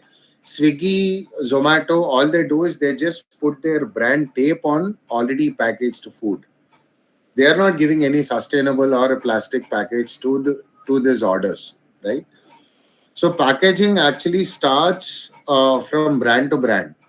Now I'm sure there are a lot of brands who wants to position themselves as sustainable companies are bringing this trending eco-friendly keyword, and it is easy for you to identify who are this. So there are a lot of packaging companies who does this, who develops this packaging. Have a collaboration with them. Tell them that this is what is our packaging and this is going to be my cost. Because when it comes to packaging, every business gives a lot of importance for even 1 rupee difference in the packaging. Let's say you offer for 10 rupees and somebody else offers it for 9 rupees. Blindly, people are going to go for 9 rupees because it is a volume market. When you say packaging, it is about volume market. Like, everybody would probably have to give away 100, packages day in, day out, which is going to make a huge difference of, let's say, 100 rupees straightforward if they are able to save 1 rupee here. Now, how cost friendly is your eco friendly product? Be it costing or probably to manufacture it, everything needs to be understood compared to the market. Now, what is the other factor that you also need to understand is what is the disposing factor. As of now, what is the existing cycle, right? So typically, the household people don't care what the package is most of the times, at least in volumes, because what they are more keen about is what is there inside, which they ordered or which they want. Now, do you want to really educate the market with regards to this and then make them understand? I think that's a long shot, which I think big companies who already has a lot of fund support, who already has a lot of market captured in their hands, probably are already trying to work on it. So educating customer itself is a cost intensive work, because that takes you back to two-step approach. First step, you educate the customer, and second step, you then start selling your eco-friendly product. Instead, like, these are the market research parameters that needs to be understood even before going there. So instead, what I can tell you is understand out of the volumes of the orders that most of the people do, where you can implement, like select one vertical. Like, for example, every day people order a lot of juice more. So pick up a couple of pockets, tell that this is only for the juice. Build your eco-friendly packaging only for one product. That gives you market penetration quick. And from there, you can start scaling your SKUs, as in, start doing for more products. That probably would be a better approach. And it is easy for you to identify those pockets, identify the market, do the research, understand what is your likely cost versus the ROI. I think that helps you to start going to the next milestone, then next product, then next product. I think that would be a better approach on both the senses. Yes, thank you so much. That was super detailed and I think a very good way to go. We next have a question from Deepak. So Deepak and team are working on sustainable tourism basically, and at Uttarakhand. They are from Uttarakhand, and they are asking how do we come up with the right pricing for our consumers and collaborating partners. In the sense that we want to collaborate with, say, taxi owners and hotels to sort of pre-book any service. And the consumers are basically female and students who want like an affordable travel and safe travel. So this kind of segment they're targeting, and they want to provide tourism packages also in and around Uttarakhand. So how do they put a right pricing, or what kind of profits or whatever they should come up with, so they can get more and more of the suppliers and consumers on board? Yeah, so when it comes to pricing, right? I mean, there are a lot of factors that needs to be considered. Forget about the market. So there is this catch. There is this very interesting thumb rule that you all need to understand. Whoever is online, the sure shot way of making a business happen usually happens when you try to organize an unorganized market. So let's say taxi market, right? Taxi market is always there because commute is very important. But somebody like Ola, Uber, who organized with informed decision on their cost, actually helped them get maximum market potential, right? So if you try to organize anything that is unorganized, there is a market for sure. Now, how are you going to really price it also depends on, like, forget about the market first. You need to understand what is your spending on each of this. Like, for example, how much are you spending to onboard, one taxi driver, right? Or taxi company. Let's say there are 100 companies. You probably try reaching out to 100 companies. That is a cost. Probably you do couple of iterations, couple of reminders, and then only 10 of those companies end up responding to you. Then probably only one or two would be able to be onboarded, right? So there is a cost associated with your cycle of acquiring your collaborator or strategic partner as well. On the contrary, why should somebody collaborate with you? What is that you are actually giving in addition to what they are already getting from their existing sources? Like, for example, you say that you are going to give them promise, like, if you can promise them particular number of leads per month. Let's say, I'll give you at least 100 customers this month from my end. I think it is easy for somebody to come forward and collaborate. Now, how does that makes a difference with regards to their cost?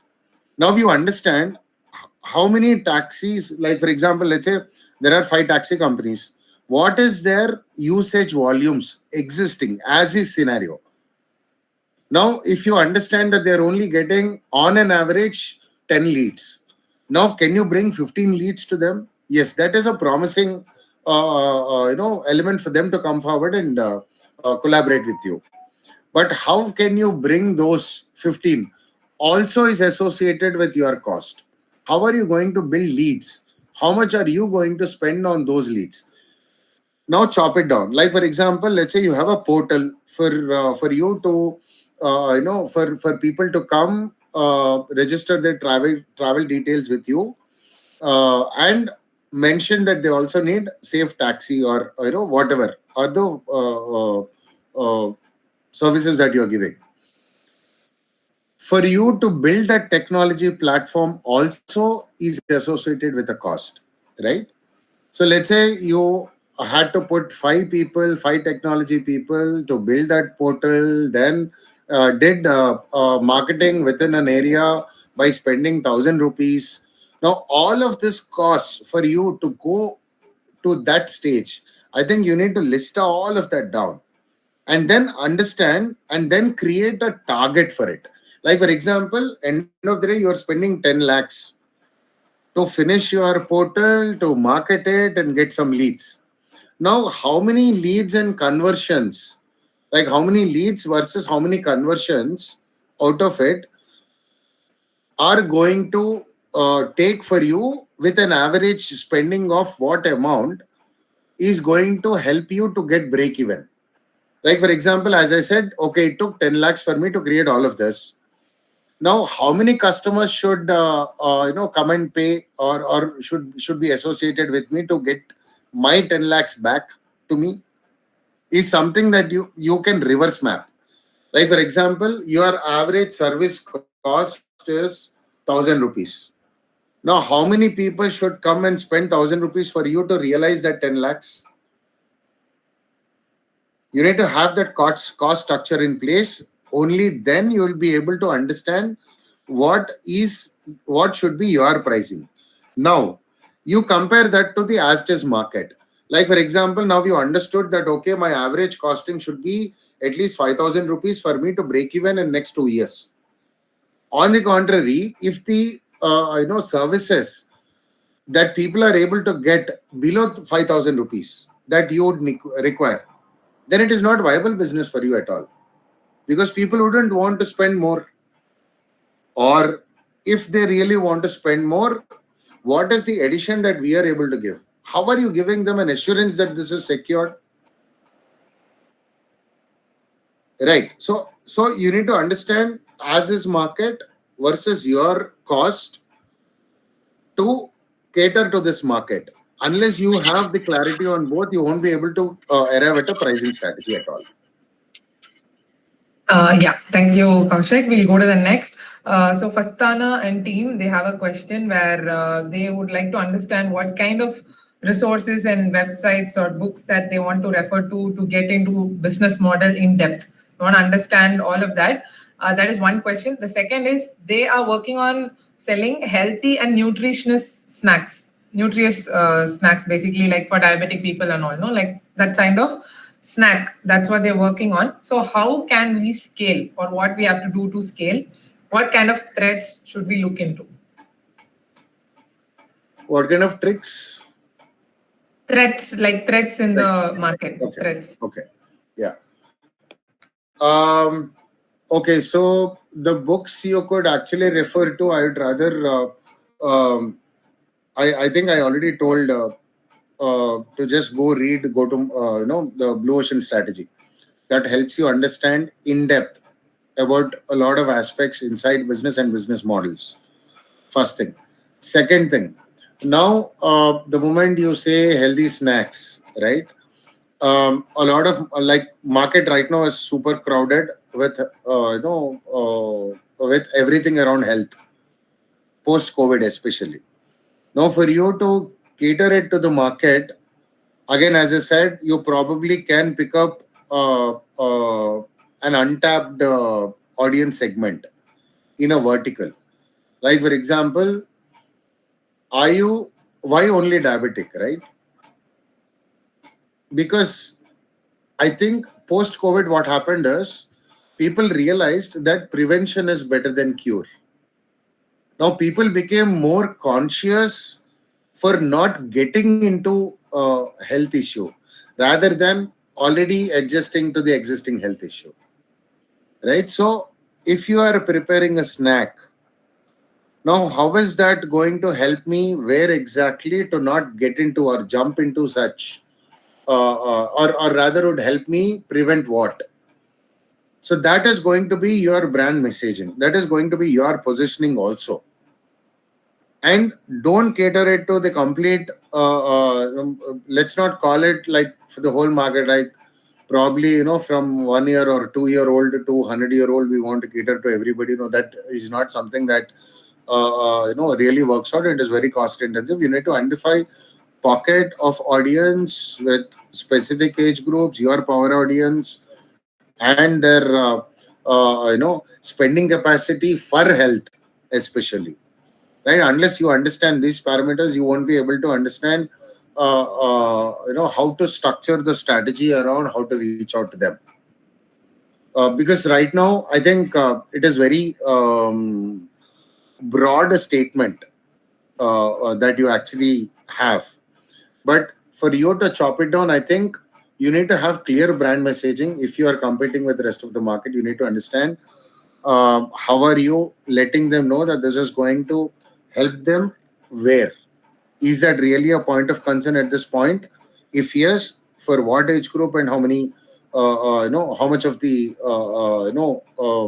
market size that is really looking up for it, and what is going to be the access to it to consume your healthy product, your healthy snack. Where are you going to host it? How are you going to, approach? Why would somebody just go for a healthy snack outside Swiggy or Zomato as of now? Because there is a very clear health segment that is clearly mentioned in these platforms where people are directly jumping into it and ordering from. Now, how are you going to really compete or make people understand that no, this is a product that is going to really work out for you? So the best way to do it is always pick up a pocket again. Let's say you only target software engineers. You prepare a healthy snack only for software engineers. Now you can mention about why software engineers is basically because of their constant sitting posture for long hours. I think this is a healthy snack that is going to help them at for so, right?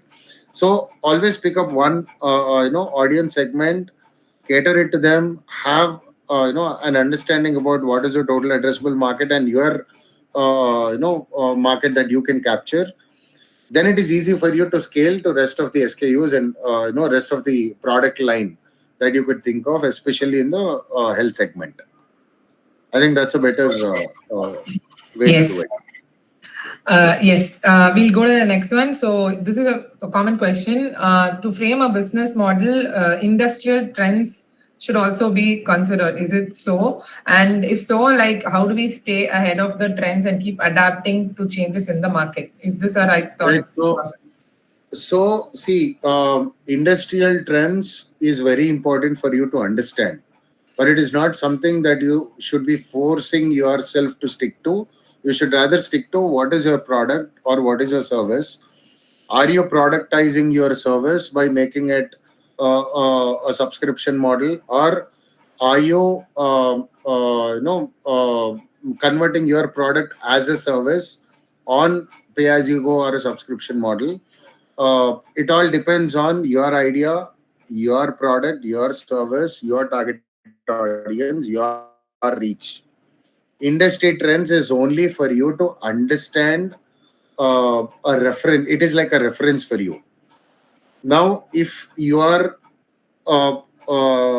approach is falling in something that is already part of industry trends, I think that is straightforward for you. Now, again, I'm referring back. Okay, this is something that I clearly told. Now, again, I'm referring back to Blue Ocean strategy, which helps you to understand how you can innovate, how you can create your uncontested market space. It's not going to challenge the market, but it is actually going to be an add-on if you do it right. So it's okay to innovate. It's okay to create. It's okay to challenge the current industry trends as long as you understand your market very clearly with regards to your product or your service. I think that's more crucial. Yes. So the next is from Dhanlakshmi. What are the key considerations when we scale a product from an MVP stage to reach that commercially viable product stage? And they are focusing on agri-tech sort of segment. Their product is basically a machine to remove weed automatically, the weeds in the land, right? So that weed removal machine they're focusing on. So for agri-tech, what kind of programs that you can recommend or look into? No, I think there are beautiful accelerators that have really come up, especially in the agri space, which is kind of creating an ecosystem itself within the agri related products or service. I think the first I would insist identify an accelerator if you want to scale post MVP stage to the growth stage, because that's where you would be able to get a lot of strategic help, be it access to mentors, be it access to customers, be it access to more investors, and structuring your approach with regards to your further growth plan. I think accelerators would probably the best way for them to figure it out. When it comes to specific product line, also I think, uh, in fact, agri is something that is evolving, and agri is quite challenging also because the quantum of spend, especially in the agri, on the consumer side versus on the B2B side, is still something that is picking up. So unless that really materializes in the industry itself, I think it is safe to have more collaborators and strategic partners where you can capture the market with very minimum spend and probably give you a longer way to sustain. Awesome. We will go to the next. So this is okay. Again, agree where it's in hydroponics. Basically, this team wants to build automation systems in hydroponics for different factors, considering climate change, water scarcity, all the things which affect the growth of the plant. Basically, so here their focus our project is to focus on. Okay, so in this automating the agricultural practices with the sensors and all. When we are using, how do we like go into the business model of this? So the basic thing is automating hydroponics, simple as that. So what kind of model or insights would you provide? So hydroponics, as I see, was actually booming post COVID, and quickly the market has come down with the kind of alternates and substitutes that came up, right? So I think the pockets are quite limited when it comes to hydroponics. But though it is limited, I think there are people who are doing it in farms. Like, out of 100, if one is doing, they're doing it in a very big scale. So I think identifying that pockets is quite possible for sure. And see, automation, I don't, probably I'm not the right guy also to insist on how to automate it, because it is more to do with regards to what is the process that they are going through, what are the challenges that are currently, making them either, like, what is the problem statement that they are actually facing in that cycle, in that process. So unless you list out the problem statements, you won't be able to understand where exactly you need to automate. And but one thing what I can clearly tell is, to automate something you need to have a lot of data points, a lot of permutations and combinations, a lot of parameters that you need to consider, right? So unless you have such data points, you won't be able to really formalize a structure around it to automate a process. At the end of the day, what is that you can automate is only a process, right? So let's say there are 3 steps in the cycle. You can probably get it to 1 or 2 by automating the process itself. So my suggestion: go to large farms.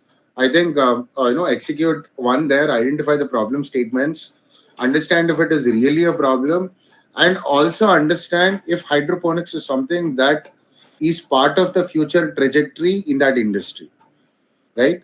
So otherwise, let's say there were 100 before and has come down to 10. You can't really focus on the market as such when it is going to get obsolete at a point. So it is quite important for you to also look at the forward trajectory while understanding the market itself and the processes for you where you can actually pitch in and make a business model out of it. It is going to be B2B for sure, but so the penny saved is also a penny earned. If there is a process that is actually consuming more number of resources, more number of cost or investment, I think if you can cut that down, I think that's the best sales pitch that you can actually give anybody. Yes, that sounds awesome. So next is Mauli's question. Oh, sorry. Next is from Teja, Neurotronics. So they are actually having a very interesting product for portable screening tool to monitor pre-diabetic or diabetic sort of patients. It's called Diatech D, and it specifically focuses on something called vibration perception threshold. This is the thing that they're monitoring. So how can we market this to healthcare professionals and everyday consumers? Basically, anyone at home can sort of use this. So to reach the target audience everywhere in homes and clinics, everywhere we want to kind of bring the product. So what kind of method we can follow for this? That's quite a huge market that is open. But again, end of the day, is it a device or an app sort of thing that can be monitored from Device. remote? Okay, so it comes into the device segment, which is again an additional cost for somebody to really measure. Again, how frequently does people at what intervals would they be opting for checking like this? Now, if you can actually see the best way for, if you want to target the consumers, right? The biggest problem statement right now in India is every alternate house, especially in urban population, at least one person is outside the country. And the geriatrics or 60 plus services are actually going up in a massive scale right now. So if you can device can also give those parameters to their people who are beyond the reach, who are across the borders, I think would be the better bet. Uh, uh, Being a startup, you can still capture a huge market with the right messaging. But otherwise, only for this, let's say, there are a lot of factors for us to consider, right? Like, for example, if it is about diabetic, end of the day, how much is it going to cost? Because a lot of diagnostics actually are sending people home whenever whenever the consumers are calling, the customers are calling. It's just about schedule. You call today, tomorrow morning, somebody is coming to check you. Then why do you need a device for such? Now, if people are neglecting to get it done, they anyways neglect even to buy the instrument, so they are not a target audience. Now, when it comes to regular intervals, you are not actually like competing with diagnostic centers and with the kind of volumes where now everything is happening at home. For the basics, I think you need to really understand the market space. There needs to be a right value addition that you need to create, you need to capture, and you need to deliver to really understand what sort of model works for you. Forget about clinics. If you can have diagnostic centers as part of your target audience, I think would be an easy way to really go forward, where you don't charge for the device, but rather charge a small percentage for number of patients. I think that would be a better an easy way to get the conversions quick. The moment you have first 100 diagnostics or anybody as part of your customer base, then you can start charging, because you already have proven case studies and data from multiple diagnostic centers, or the user data that you have is something that is more valuable for you to leverage, start leveraging it on the revenue factor. I think that's a better way, but you need to really understand the market, because it is quite accessible compared to before. Yeah. Okay, we'll go to the next. I think we are almost done. Just a few more questions left. So this one is on again AI for agri-based startup. So AI farming rover. They have a sort of a AI rover where they are helping in the plowing, in the seeding, in the weeding, planting, all the stages of the agriculture basically. So now they are in a proof of concept sort of stage and building the prototype. For that itself, they require investment. So what would you suggest for that? That is one question. The So other that is Yeah. I'll just answer quickly. There are two that I can suggest right now. Yeah. Blindly, you can approach Atal Incubation Center, which has access to multiple investors associated with them because of the central government initiative on Startup India and Invest India, where they also have funds available to support startups like this, especially on the agri board, right? On the agri side, right? So, Atal Incubation is one option, and NABARD is the other option. NABARD. Okay. Awesome. So that is sorted. So this one is like, since their target is farmers, right? So what kind of model is this, like a B2B or B2C? How do we shape this model is their question. No, I think, see, B2B, B2C, end of the day, depends on, are you saving their existing cost? If yes, in what way? So, how are you? Either you should be able to save their cost or save the effort, time, right? So, what exactly is the value proposition there? If you are able to save cost, yes, definitely they would be willing to pay, be it B2B or B2C. But if you are able to save their efforts, now you need to, that's an intangible value that you need to showcase how they can multiply their productivity by using, product like this. To what extent, right? So I think the pitch needs to be really clear. As long as that is clear, for sure, as long as we are able to show value, I'm sure the revenues can be made. But if it is not adding any value and we only want to talk about modernizing the process with the cost associated, I don't think that would be viable at this point. Right, right. So this theme is very, very interesting one. So from e-waste, they're extracting copper to make chemical nanoparticles, like specialty nanoparticles. And so Raghav's question is, we are a B2B model. We are clear about that. But the customer acquisition is getting so difficult to reach, established businesses and then promote a product. It's totally not at all quick. How can we break this? So end of the day, see, I can probably tell you a tactic as a startup guy, how to do it, right? So you actually create your customer case studies by yourself. Instead of selling your product, sell them what others got benefit out of it, whatever you are creating from your case studies, right? So it is easy to sell intent than selling the product or service itself, and sell while making them visualizing how it is going to help in their future. What is that? What are the core benefits? End of the day, though it is a shirt that we buy with the intent that we are going to look good, we are going to be more comfortable in this clothing. So there are a lot of intangibles that actually help you put up your pitch for the customer. So though I'm being generic, but these are very important factors to consider, which a lot of times we tend to miss as well. So, for example, me talking about this shirt is this cotton, this it is made from Himachal Pradesh. Like, I don't care.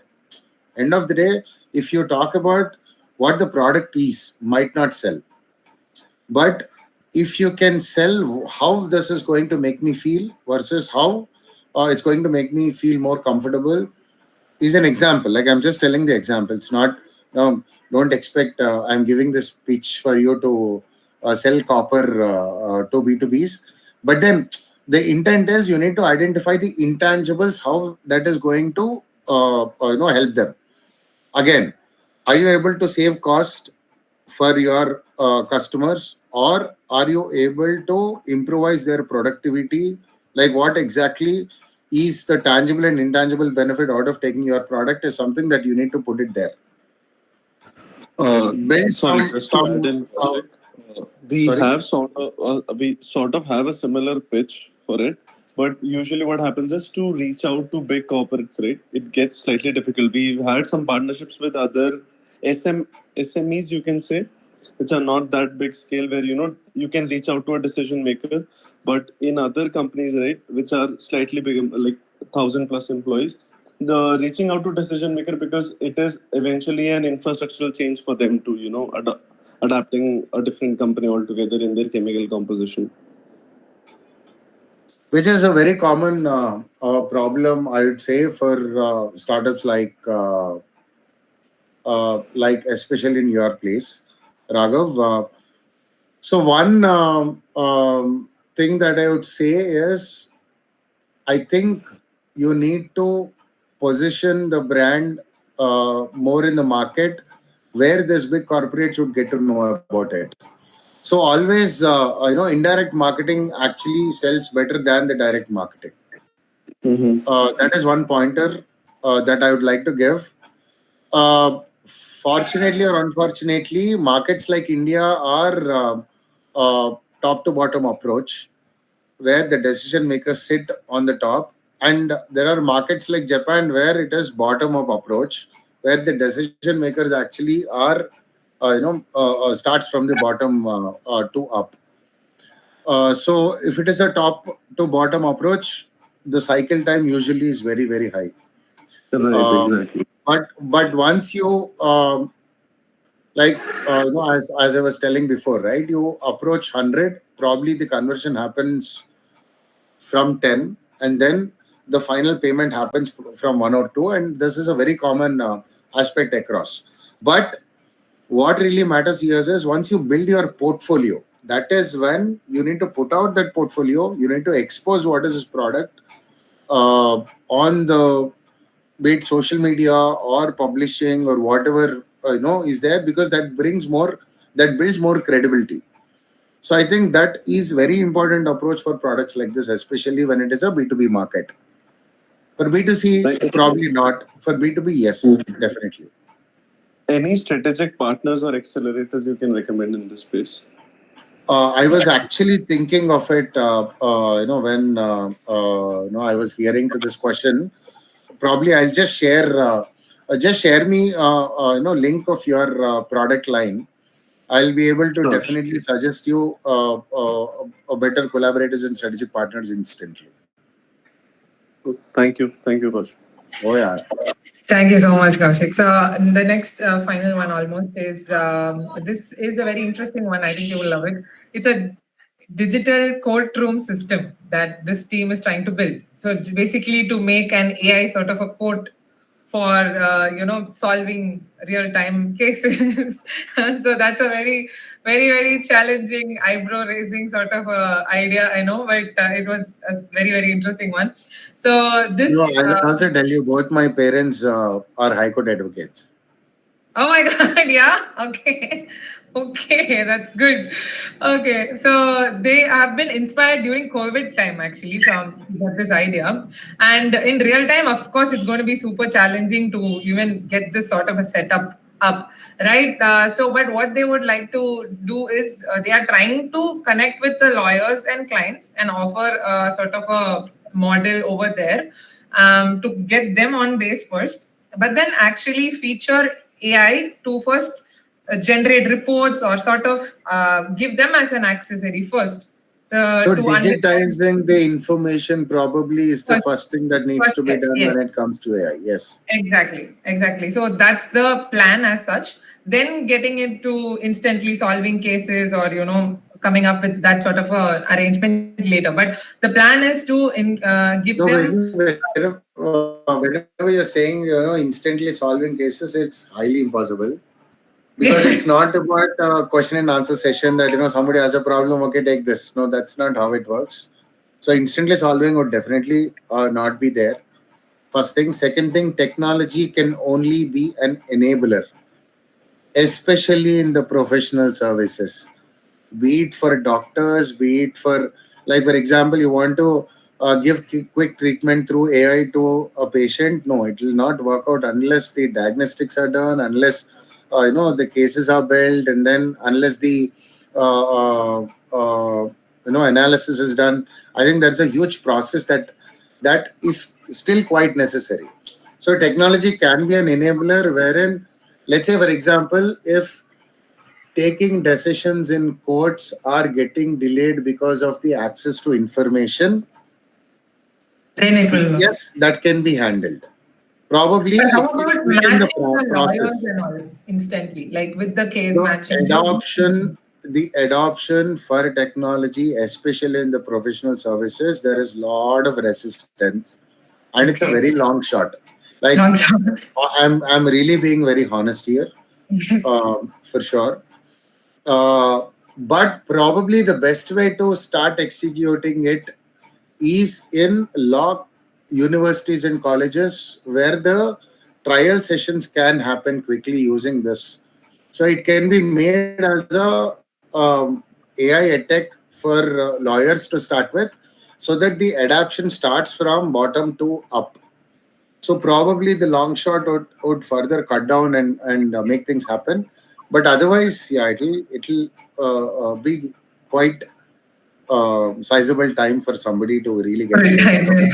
But even if it's like a generative report or case studies that they could build, right, with the previous reports or the psychological patterns of the judges, how they are, coming up with this, these all could be good insights that AI can give out, right, which we can also sell as information or anything. Certainly, I think the best part again happened during after COVID, where the online court sessions started.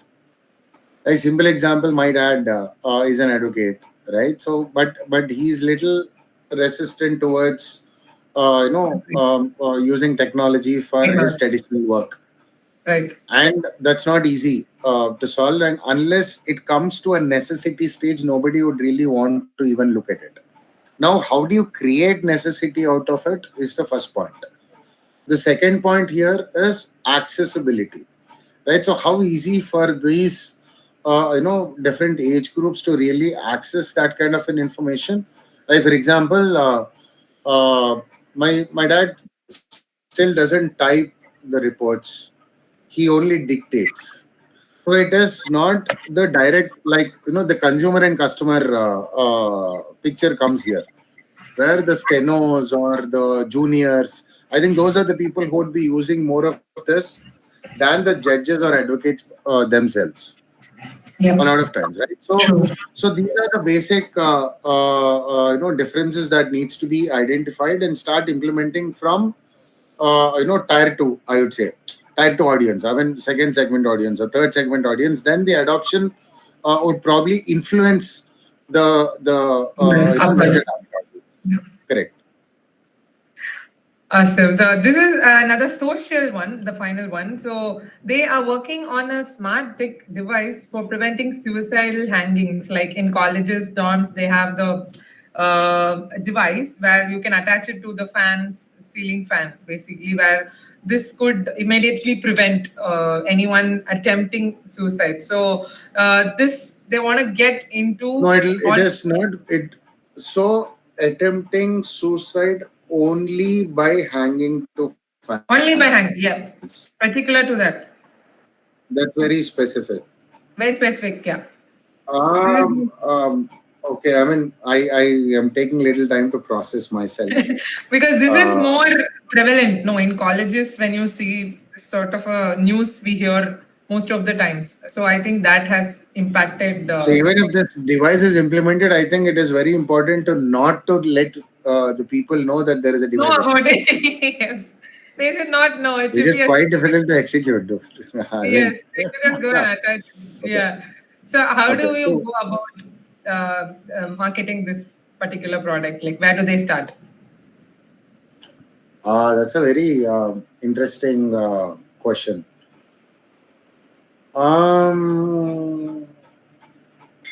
Better don't market directly to anybody. Rather, just start going ahead with the manufacturers at the OEM level. Have a partnership with them. Tell them that if they are able to save lives, that is directly proportional to multiplying their brand value out there in the market. I think having OEMs for that kind of a device is much better and would be more pragmatic also to approach True. than letting anybody know out there in the market. As in, you can't just Say that, yeah. put the device in Amazon and say that, just buy this for your kids. I mean, there is a lot of psychological resistance that comes into the Right. picture, which doesn't allow somebody to really look into that angle. So I think OEMs would be the best option. Yes, I think that's a very clever thing that you said. That's pretty great. Last one, Siranjeevi, go ahead, and then we have to let our Koushik go. So last one, Siranjeevi, you're there. You can go ahead. Yes, ma'am. So, good afternoon, Mr. Kalyan Krishnan. So, I'm Sanjeevi from Coimbatore. So, we are working on a product that which analyzes structure, civil structure or any structure, and its health. Okay, so we will be monitoring the health of them, and we will be assisting our customers during any failures or how can be assisted. So how can we market this, and may I know in your point of view its viability? In my point of view, what? The viability What's of the product? thing. No, but see, the viability actually comes into the picture when you understand the market dynamics with regards to, is it really a problem statement at this point?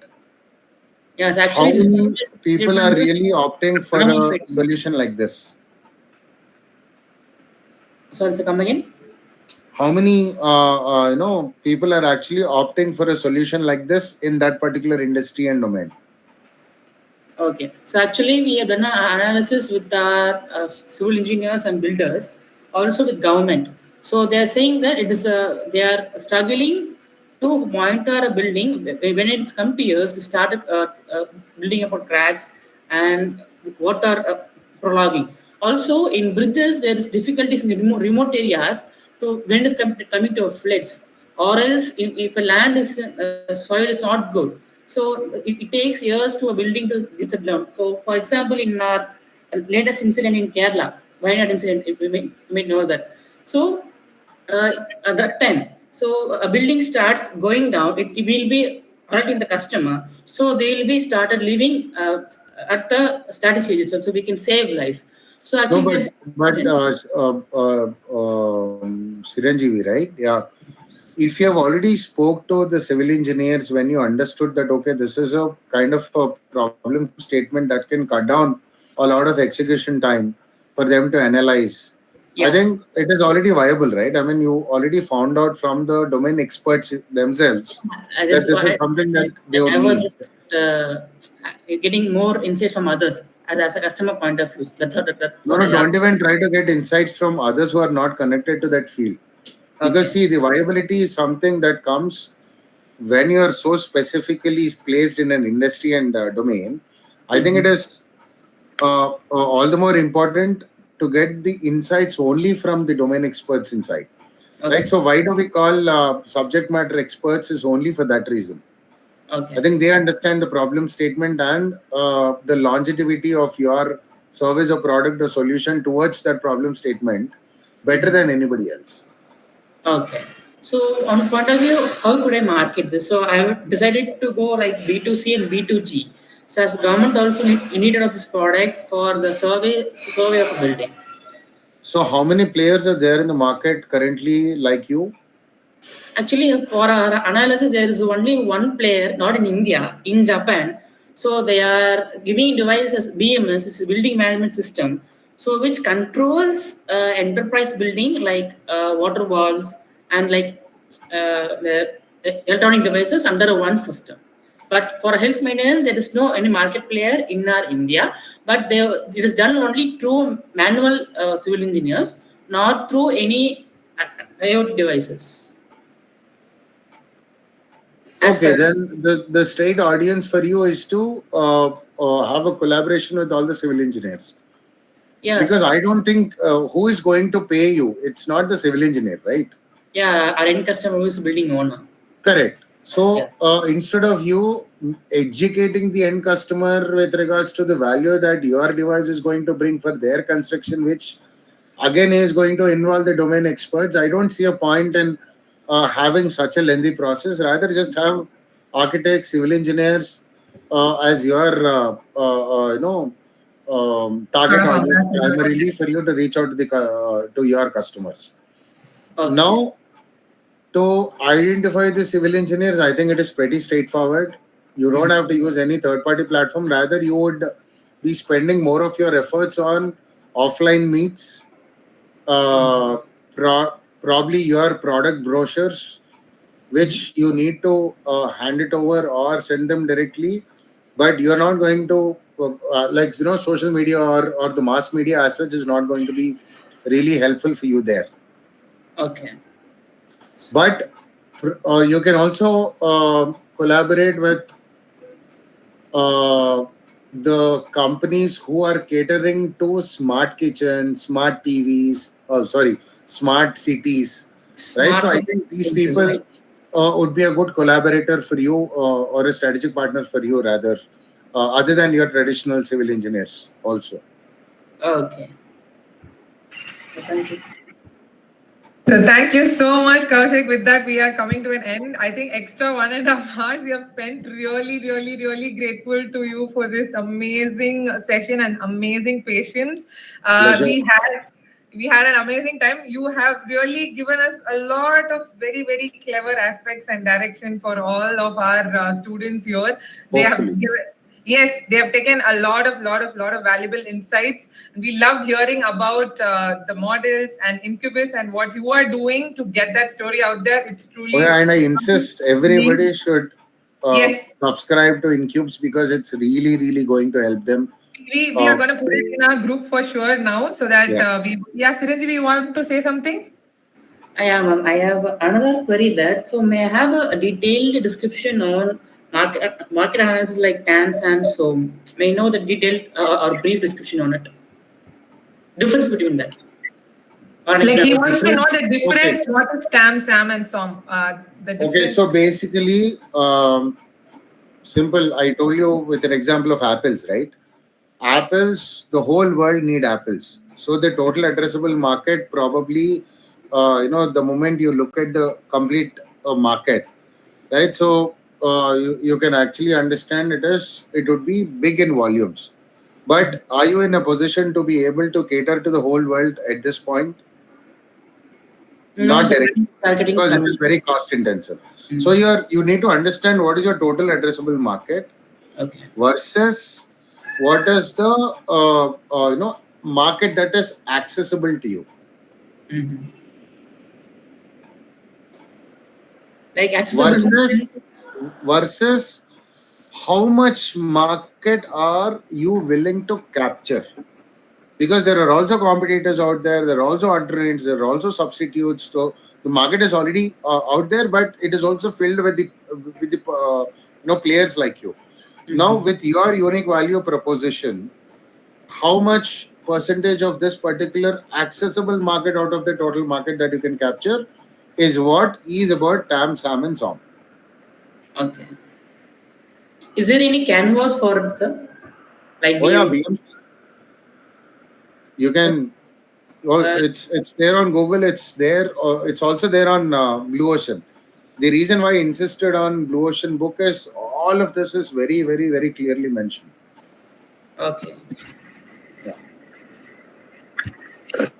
Thank you so much, Koushik. We'll let you to it. I think we have taken up whole of your Sunday, but thank you so much. It's been valuable tremendously, and definitely please share all the links to Incubus. We want our students and all the future entrepreneurs to. Yeah, I request everybody to subscribe, at least understand, and follow the social media pages, be it our LinkedIn or YouTube, or Instagram, YouTube, and LinkedIn, of course, because we have pretty good content going up on LinkedIn as well.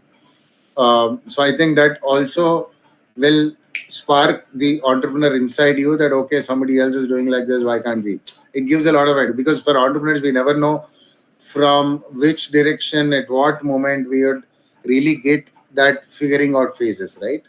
So I think, that's why we have built that library. We hope it's going to help a lot of. Definitely. It's a great initiative that you have built an OTT for this, and this is going to definitely bring on more and more entrepreneurs and be very inspiring. So thank you so much for spending all Thank your you. valuable time with us. And Yeah, all thanks to you. Yeah, Yes. absolutely. Thanks to you, Deshika and the Purpose Foundation. Thank you so My much. purpose for today is fulfilled. That is so sweet. We're gonna share all your links to our students and get them Sure. hooked on your content. Thank you so much for this session, and have a nice day ahead. We'll see you You soon. too. Yeah. Thank you, guys. Thank you Yeah. so much. Bye bye. Pleasure. Bye bye. Yes. Bye guys.